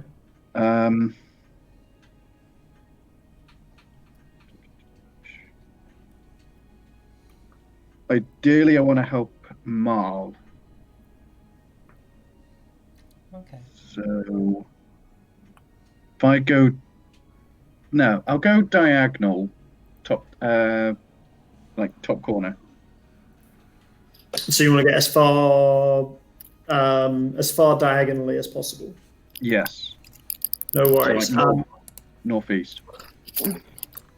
Very well. So, Oh shit. like up here. But towards the tree, the branch, even. All right. Very well. So let me just. You can get yourself there with your movement. Yep, that's fine. Sorry about the big green square thing. I'm kind of playing around things at the moment. That's fine. Roll 20's weird. But yeah, I will do that, and I have an action and a bonus. Yeah. Yes. Okay. I take out one of my flaming arrows. Yep. One of the ones that you crafted last session. Yeah. That's cool. And go for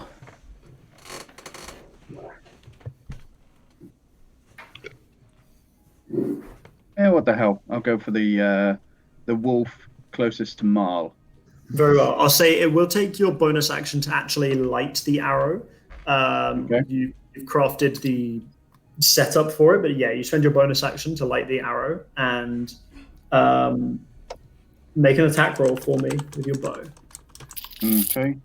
An attack roll is a D20, and it is +5. Okay. That would be 15 plus 5, 20. Yeah, that is definitely going to hit. So roll for me 1d6 plus 3 for the short bow, plus an extra 2d6 for your sneak attack, because they are engaged with Marley at the moment. Okay. And throw in an extra d4 of fire damage. So roll me 3d6, 1d4, and add 3. Hell yeah. Okay, those are D8s. D6. Oh, so 2d6. 3d6, a d4, and add 3 onto the whole thing. Okay. Okie dokie. That would be 15 plus 3 with 18. Yeah, that is more than enough. As Marley, you're stood in this clearing, and this wolf has just grabbed your leg and tossed you to the ground. As it kind of bears down upon you, looking like it's going to go for a bite towards your face, suddenly this flaming arrow just lands in its neck, and the wolf just collapses almost on top of you. That is one dead wolf. Heckin' dead. As that is going to bring us back to Ragdrum's turn. All right. My kill count. I will move, seeing that these wolves are flying, and that bear is probably the biggest threat. I'll head up to that bear, don't get scared, and I will take a swing at it. Nice. It is also prone, so you do have advantage on this. I knew that was the second reason I wanted to hit it. Come on. That's a 20 to hit. No, 21 to hit. Yeah, definitely hits. And then that is... bear's not been hurt yet, has it? It has. It's been hit by Rare Frost and the Earth Tremor. Oh, I'm a paladin. I feel I should. I'm going to put a Divine Smite on that. Nice. So that is... Oh, that's nice. I can reroll that too, because my thing... Hey, to a 6. 10... oh no. 18, 19, 20, 21... 25 points of damage to the bear. Whew, 25 points of damage. Very nice. I re-rolled Paladin. 2 twos on the dice into a 6 and a 4, and I got an 8 on the smite, along with a 3. Paladins, dude. I still feel like we shouldn't try to kill the bear, though, guys. We still need information. We've still got one wolf left. The bear looks like it's having a rough time. As is going to bring us to its turn, as it is going to stand up, and it is, in return for that, it is going to try and bite and then claw you, Ragdrum. It does have disadvantage because it is still terrified of Marley. So with disadvantage, that is going to be a 9 to hit with the bite. That's a miss. And an 11 to hit with the claws, as it is just, while it is trying to attack you as a sort of like vengeance for the assault you just gave it, it like can't quite draw its attention away from Marley, as it is just still terrified of her. That is going to be the end of its turn. As that is going to bring us back to Galad. Okay. First of all, I'm going to move. Movement is 35 on me, right? 35? 35 for you, yes. So I'm going to move up to here. And then on the wolf that is right of Rags, I am going to cast Firebolt. Very well. Make an attack roll for me. D20? Yes. Sorry, I'm very new to this. No, that's fine. No worries. I rolled an 18. Yes, that is definitely going to hit. So roll a d10 for damage for me. And a 9. 9 points of damage. Very nice. As you this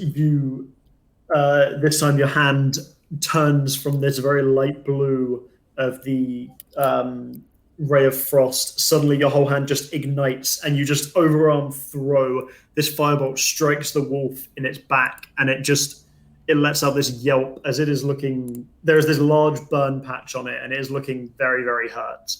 And Jody is laughing on my shoulder and clapping for me. So that is going to bring us to the wolves' turn, who are having you surrounded now. They are both going to attack at you, Ragdrum.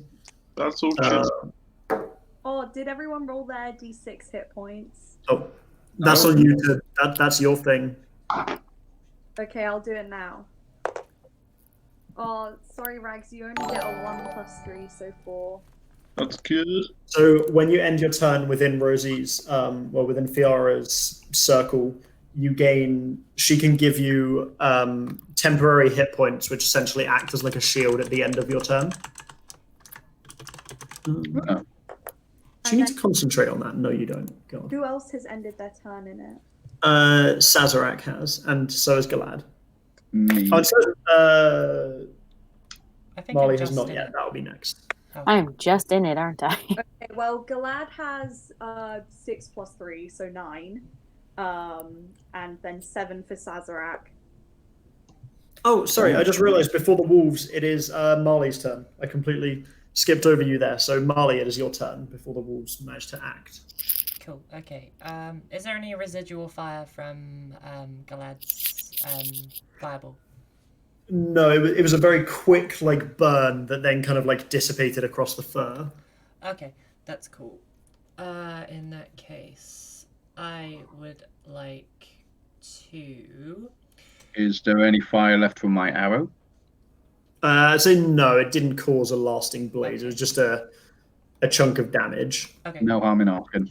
I take my water skin of cider and throw some of it at the bear and then cast pyrotechnics. Very nice. So, yeah, as you just explode you throw the cider and just explode it in midair. Okay, so that's I don't think we're going to get information out of that bear now, considering we've iced it, we've flamed it, this is every creature within 10 feet of the bear. I need to make a Constitution saving throw. So that does include Marley, Sazerac, and Rags, and the 2 wolves. Constitution throw. Constitution saving throw. Okay. I got 8. Oh, yes. That's a 10. 15. Oh wait, hang on. I didn't roll above a 5 for any of the creatures. Um, I have this thing called expertise, which means I can double my proficiency bonus.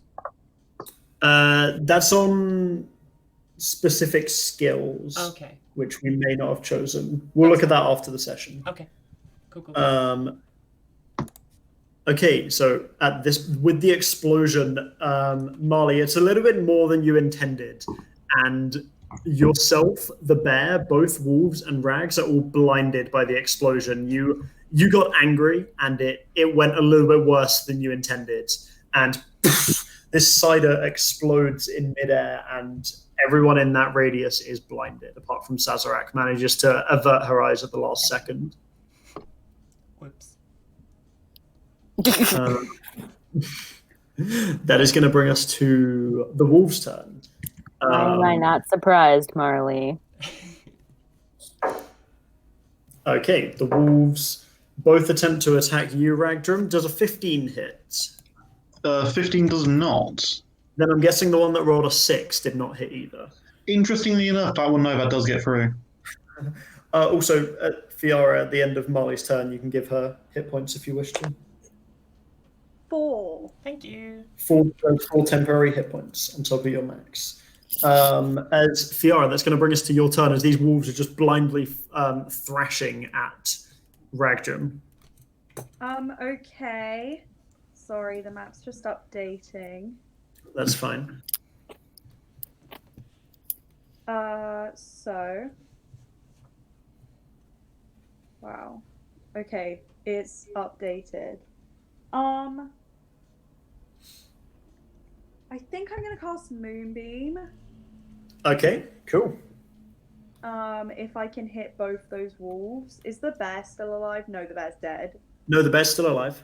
Oh god, okay, then I'll aim for the fucking bear and see what I can hit in between it.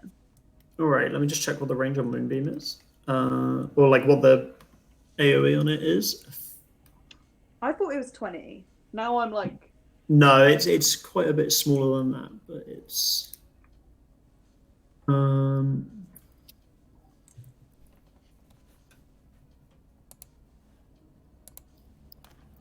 going to give you a Moonbeam circle here.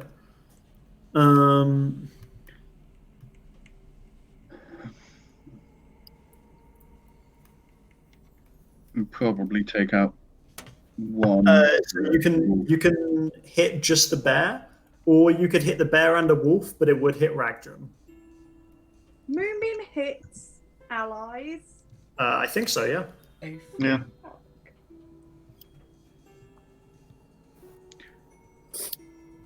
I reckon Rags could Yeah, probably. do you want to go for the bear, or sacrifice Ragdrum for a wolf as well?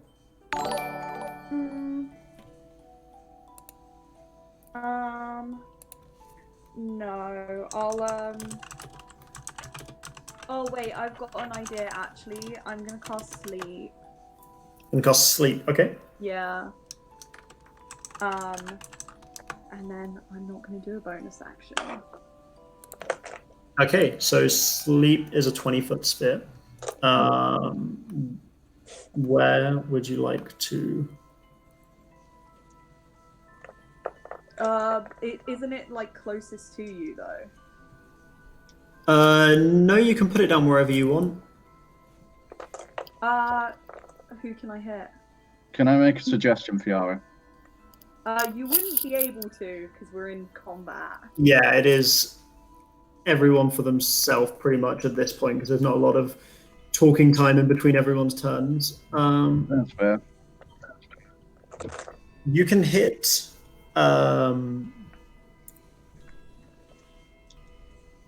You could hit all of the creatures. It would, depending on everyone's hit points, possibly catch your allies in it as well. It's up to you. Except for me. Except for Galad, yeah. Does it take an action to wake someone up? Yes, I believe it does. God, okay. I'll try and hit. Is there a way I could try and hit like a wolf and a bear or? If you want to hit more than one thing, you're going to have to hit at least one ally. So it's up to you who. Probably Rags. I feel like he's got the most health. All right. Yeah, I'd say that's possible. 5d8, right? Yeah, so roll 5d8. Can she not do it to hit 2 wolves there? Yes, that is going to be where I've got it. It's going to be hitting 2 wolves and the bear and Ragdrum. Well, it was super low. It was 17, so... 17. That is going to... You see, Ragdrum, what's your current hit points? Including temporary, 26. Oh, okay, yeah, you're fine. You see both of these wolves and the bear all just instantly drop down asleep. And Ragdrum, you feel a tiny bit drowsy for a moment, but you shake it off. Okay. I'm going to sprint 10 HP. I think the way we've done it is, like, I can roll again if I roll low, like, the next time, and you can get that 10 HP. Yeah, you can technically redo it every turn, but you don't need to. That's your choice. I'll only do it on people I rolled a 1 on. Sazerac there is going to bring us to your turn, as you see 3 of these creatures that were surrounding Ragdrum and bearing down on him all just fall asleep around him. I'm just going to shout, "It lasts a minute!" Okay, in which case I go up to one of the sleeping wolves and But when you hit it does wake up. then I hit the bear, because I can imagine that must be on like low hit points by now. You would know that, because I guess like yesterday in canon is when I cast it before, so... Yeah. You're going to make an attack at the bear then? Yep. All right, make an attack roll for me. And you have advantage on this because it is asleep. How do I add advantage? So you roll twice and take the higher one. Okay, so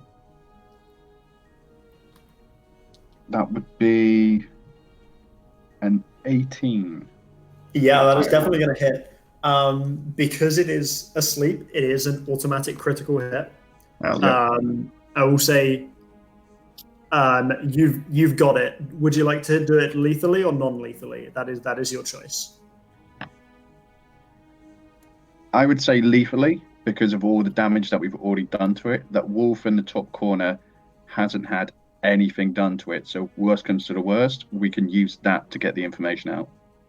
All right, as you step up with your short sword and your dagger and just kind of twirl and into this sleeping bear, just either side of the neck, and it is killed immediately. That is going to bring us to Ragdrum's turn. Surrounded by two unconscious wolves. Indeed. Both looking pretty beat up. One's got a nasty maul scar on its back, and one's got a nasty burn patch. I will then, because they're asleep. Well, that's a different trainer of mine. I will follow Sazerac's idea, and I will just for one nearest of the bottom. That one. Very well. Make an attack roll for me. At advantage. 2 13s. That's a 19. Easily handled. You take that one out with one fell swing. And then I will just back up a little bit in case they wake up. Okay then. Very well. That's going to bring us to the bear is dead, so not the bear's turn. Galad, that is going to bring us to your turn. Okay. I'm going to cast Ray of Frost at the wolf in the corner, in the bottom right corner. Very well. Make an attack roll for me. 11. 11. Yes, 11 actually does hit. As I'll say, also this one with ease, as you target the patch where it's got this exposed, burnt skin, and you just flash freeze it as you just reach a hand forward and it the ice crystals form and then shatter. That one is easily taken out. Marley, it is your turn as you've got this wolf still. Even though all of its comrades have fallen, it still looks very angry as it's still kind of like bounding towards you. I have something for its anger. I'm gonna cast Tasha's Hideous Laughter. Okay.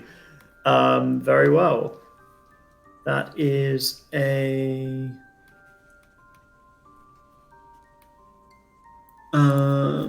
wisdom saving throw. That is going to be... It is not very wise. That's a 12. I assume that does not succeed. As the wolf, in what capacity it can, sounding more like a garbled hyena, starts to laugh and drops and starts rolling on the floor.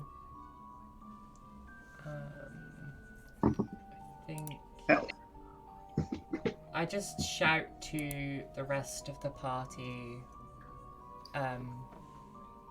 to take control of the wolf, to bind its legs.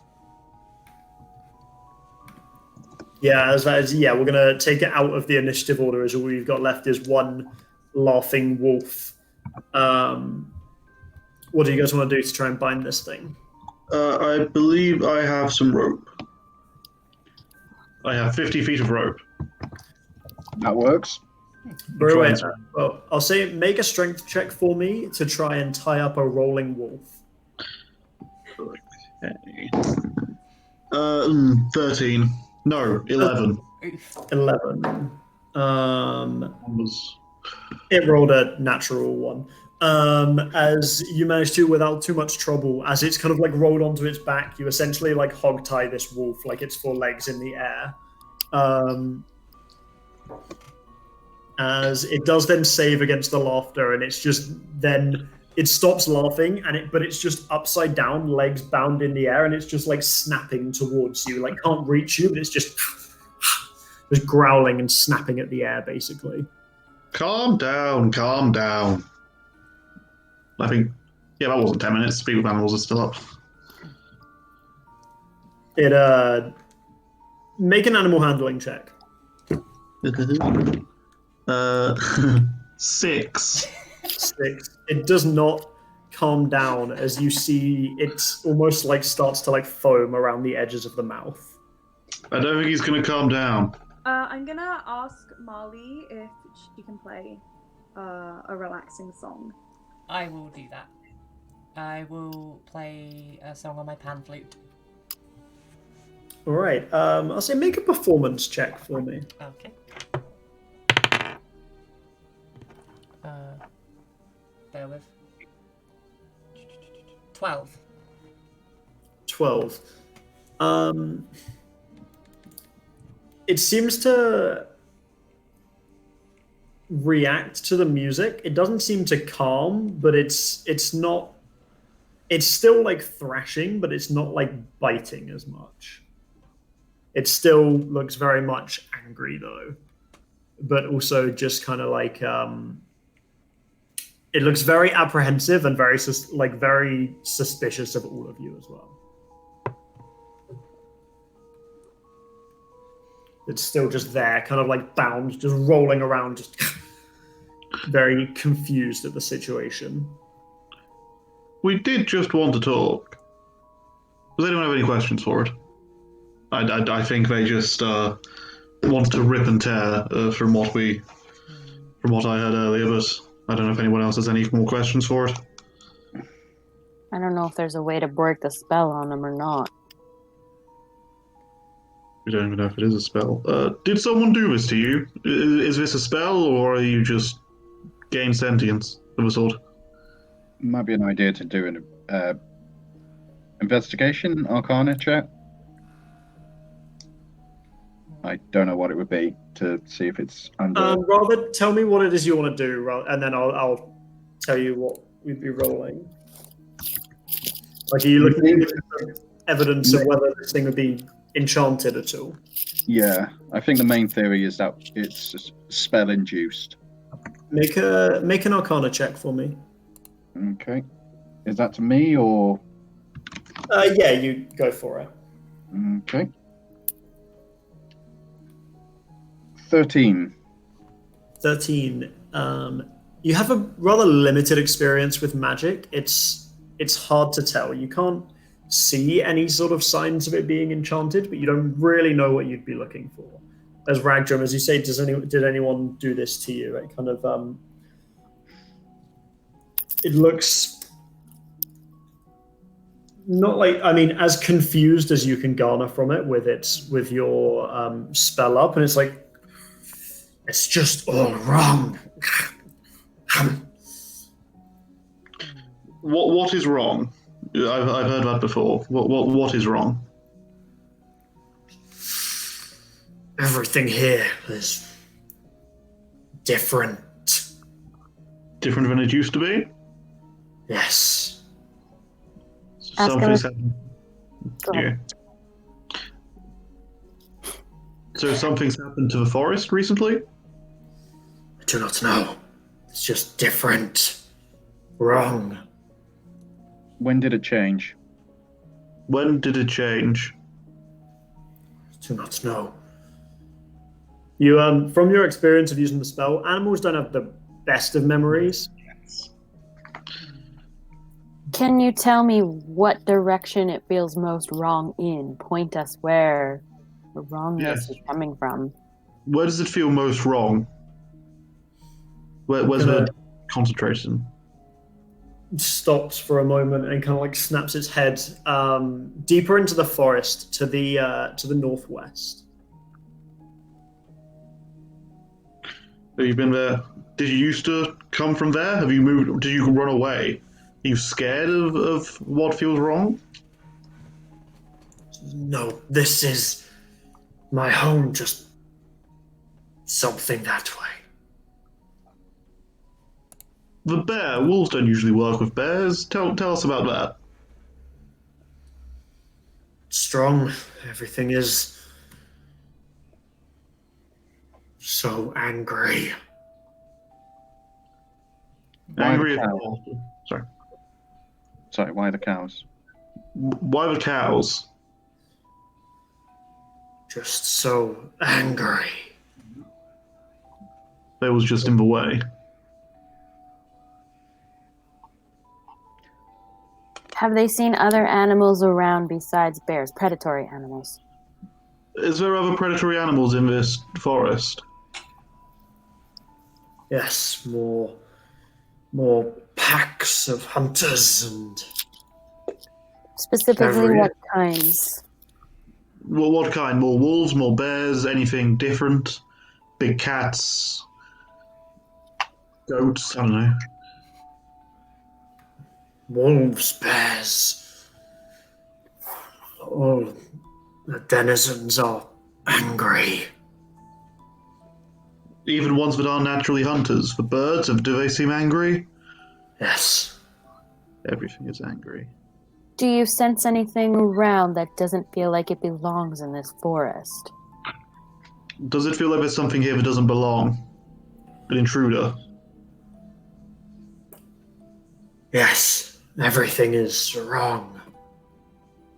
And it's coming from that northwest direction you pointed us in earlier? The northwest, is that where it's all coming from, or is that just where the biggest part is? I do not know.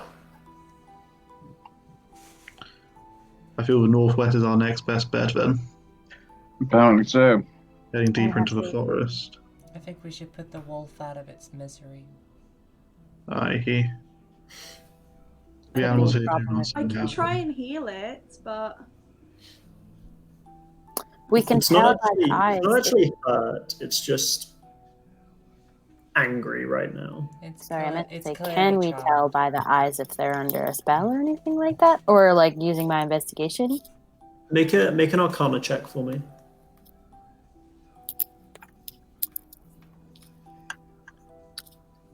$19. 19. With your training, you know a bit more what to look for. A lot of the time, when a creature is under an enchantment, you'd see a sort of like a pink in the eyes, like in the whites of the eyes. you don't see anything that would lead you to believe it's charmed or under any sort of enchantment spell. If I hold it, unless anyone else wants to get in there, I seem to have the most well-padded gloves. If I hold its mouth open, can someone get a sample from inside its mouth, and I sort of hold up like this little kit? I mean, it was better than the idea I was going to use, but yeah, sure, I can do it. I'll hold its mouth open. What are you trying to get here? Like, just I've got like I've got herbalism and alchemist proficiency. I just wanted to get like a bit of saliva or like a bit of something to see if it like could, if it was like, I don't know, something funky in there that like it eaten that had Like made a it. poison. Yeah, like if there's any like poison like in its mouth or something. Okay. Easy enough in its current state and with your strength to get this kind of like sample that you're looking for. Make a herbalism kit check using your wisdom. So add your wisdom and proficiency. Or intelligence.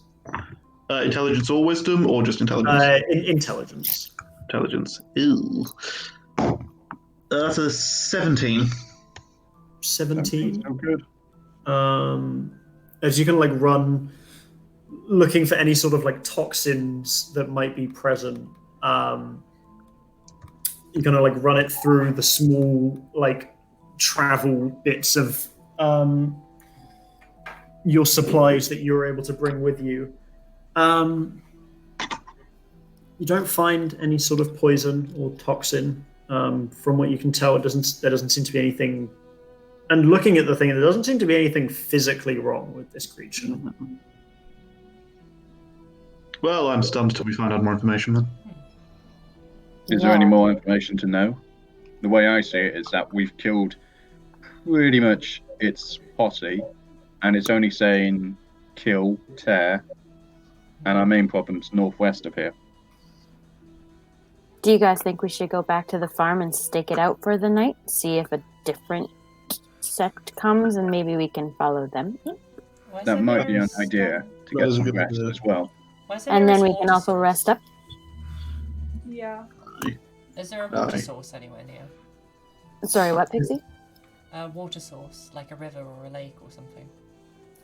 Yeah, there's like small streams that run through this forest, and there's a river that runs down like through the town. Can we take a detour? As Sure. We, go back? I think we got time. What is it, like 4 o'clock in the afternoon? Yeah, it's like 3:30, 4 in the afternoon. Then What what do we- the heck, half hour? I So think, currently my actual time. I think we should look at the water. What are we going to do with our furry friend here? Let it go? Put it out of its misery? Well, if he comes by tonight, then our theory could be, like, disproven. I think we should kill it. Kill it. I mean, what we could do is leave it, but leave its legs tied up. Are we gonna leave it like a little bit of food or something so it doesn't die of natural causes, or what? I think I'm just going to take it upon myself to stab it in the face. I agree with Marley. All right. Well, And Yeah, then without any sort of trouble in its current predicament, you do, as peacefully as you can, put it out of its Yeah. rage-induced misery by the seams of it, by the looks of it. Jody, I- an animal in captivity is just as bad as one dead, Yeah. but one is suffered and the other is ended. I'm not happy with what I'm doing, but I do it because I have to. I'm going to take the body and carry it with me, and then later tonight I'll go through its digestive tract and see if anything in there can be gleaned. Nothing from the mouth could be, but maybe the stomach can have more of an answer. Nice. Also, if I mean, nothing attacks... Sorry, go ahead. I mean, worst comes to worst, we can always have wolf meat. Hey, I have Well, a whole comes to- bag of meat on me. More meat. If I think nothing attacks the farm tonight, then we could probably go get our reward from the mayor, was it? We still don't know what's up with them. And we haven't fixed it. Yeah. And we will, but if nothing's attacking, we can go claim it before someone else claims our victory for us. I mean, if we bring that to him, we can say, hey, look, this is the wolf that caused it. We don't mention anything else. Just throw the wolf at him, and he thinks, oh yeah, we've solved it all, and then gives us the money. And then when the next attack happens, he comes after us for fraud and we get thrown in the stocks. You know, I think we Yeah. can be honest with him and tell him that it's a bigger problem than it is, because who knows, maybe we can't handle it by ourselves either. It's true. We Yeah, can't We want the assume him to be reward stupid. because we did exactly what he asked, which was stop the attacks. I mean, Yeah, failing but that would do half just now, say half we later. don't staying on, like, to help after this, but we do want our reward, you know? He didn't ask us to solve the problem, he asked us to stop the attacks. I like her logic. Yeah, I'm down for that. I I can mean, do I it. just don't feel comfortable, like, leaving this farmer and these people, I guess. Like, you know, he was saying that people might move away because of this problem, like, you know. I'm not I'm saying with we'll you. abandon the problem. I'm just saying we should. A part of a solution is better than no solution at all. We have, however, not stopped the attacks. We've only dealt with 5 animals. He said the whole forest is angry. Yeah. This was only one of the many attacks that we've investigated. I mean, worst comes to worst, we bring it back, and that way they can have a look themselves, along with Rags. We can find out what's possibly caused it, and that we know where to go from here, so we can come back with probably better numbers, better equipment once they realise, hey, look, this is what's happened. What can you give us? That kind of thing. I'd definitely update them, but I think we're a long way from job done. Definitely. Yeah. But if we get some form of half payment now, I'm not going to say no. Or even if we just ask him to buy us some more food and booze for the night or something while we do our camp out. Provisions time.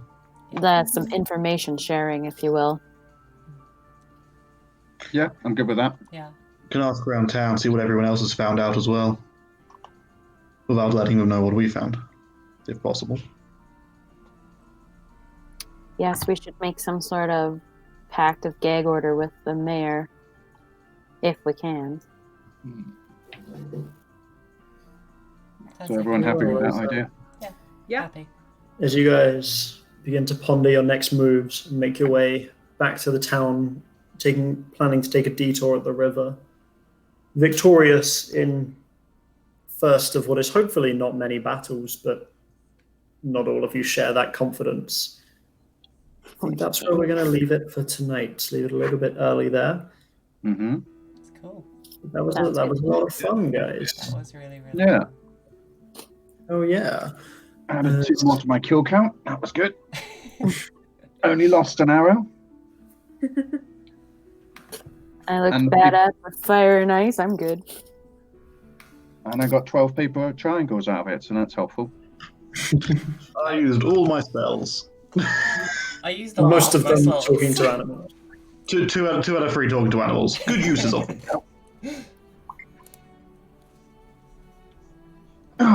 Very well. I feel like we're ready Yeah, to go that- tonight, but I love that. Yeah, that was really, really cool.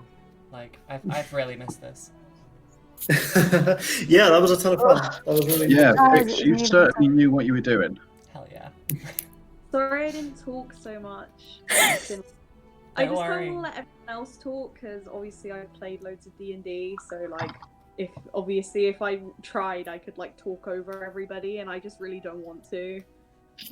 I think you're doing great. Hell yeah. Yeah, but obviously I'm autistic, so I can't tell when I'm speaking too much. It's So okay. instead I'm just like, I'll just think and wait. No one will complain if you talk too much.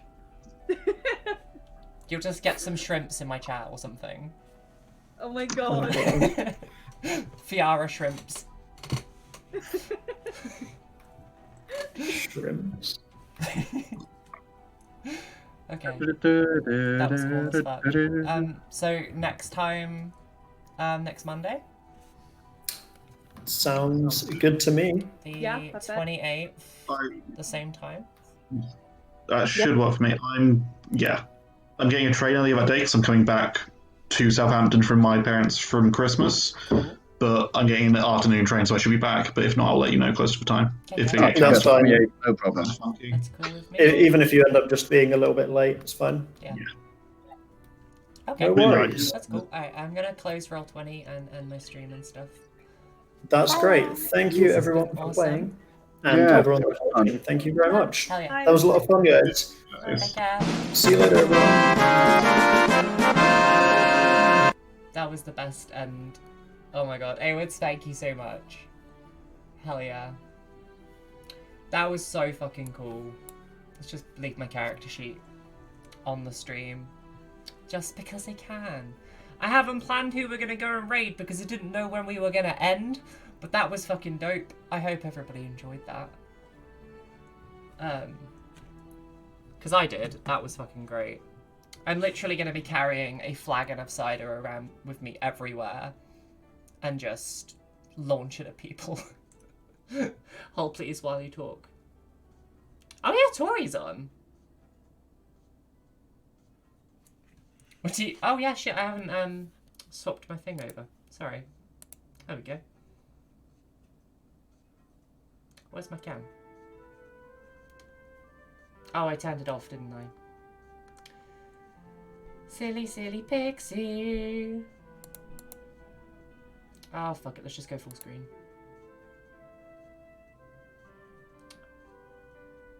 I see 2 LGBTQIA D&D streamers. That's cool. Wait. Okay, my webcam is no longer being picked up. Okay. Who needs a webcam when Streamlabs can just be a total dickhead? That's fine. We could do Tori, or we could do one of the LGBTQIA streamers. I don't know if you're still here, Jensen, but thank you. Hi, hi, hi, hi. How you doing? Curse you, Streamlabs. I know, right? Fuck you, Streamlabs. This is the music we've been listening to tonight. It's been really nice. I think we could go see Tori. Oh, they're doing Stardew. They're doing Stardew. Unless Aywoods comes up with a good D&D person. Ah, you missed so much Havoc you didn't even as an ASMR. Well, next time you guys can redeem ridiculous shit and I can just do ASMR on stream while we're doing D&D. Let's go raid Tori. Because I demand my points back. I didn't even see that you spent your points though. But if I figure out how to ever refund points, I'll give them back to you. I still don't know how to do it. But yeah, back tomorrow. Playing some Chrono Trigger. Just regular things. I need to get my character art done. Oh yes, we do need the Cesarac art. I cannot wait for that. Does this still work? I don't know if this actually works. I'll just do that. There you go. There's the raid message. It's just hype.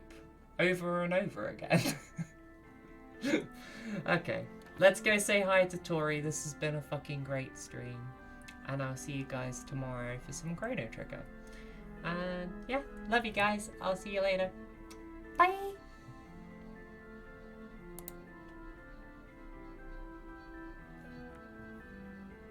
Teams to gain favourite points.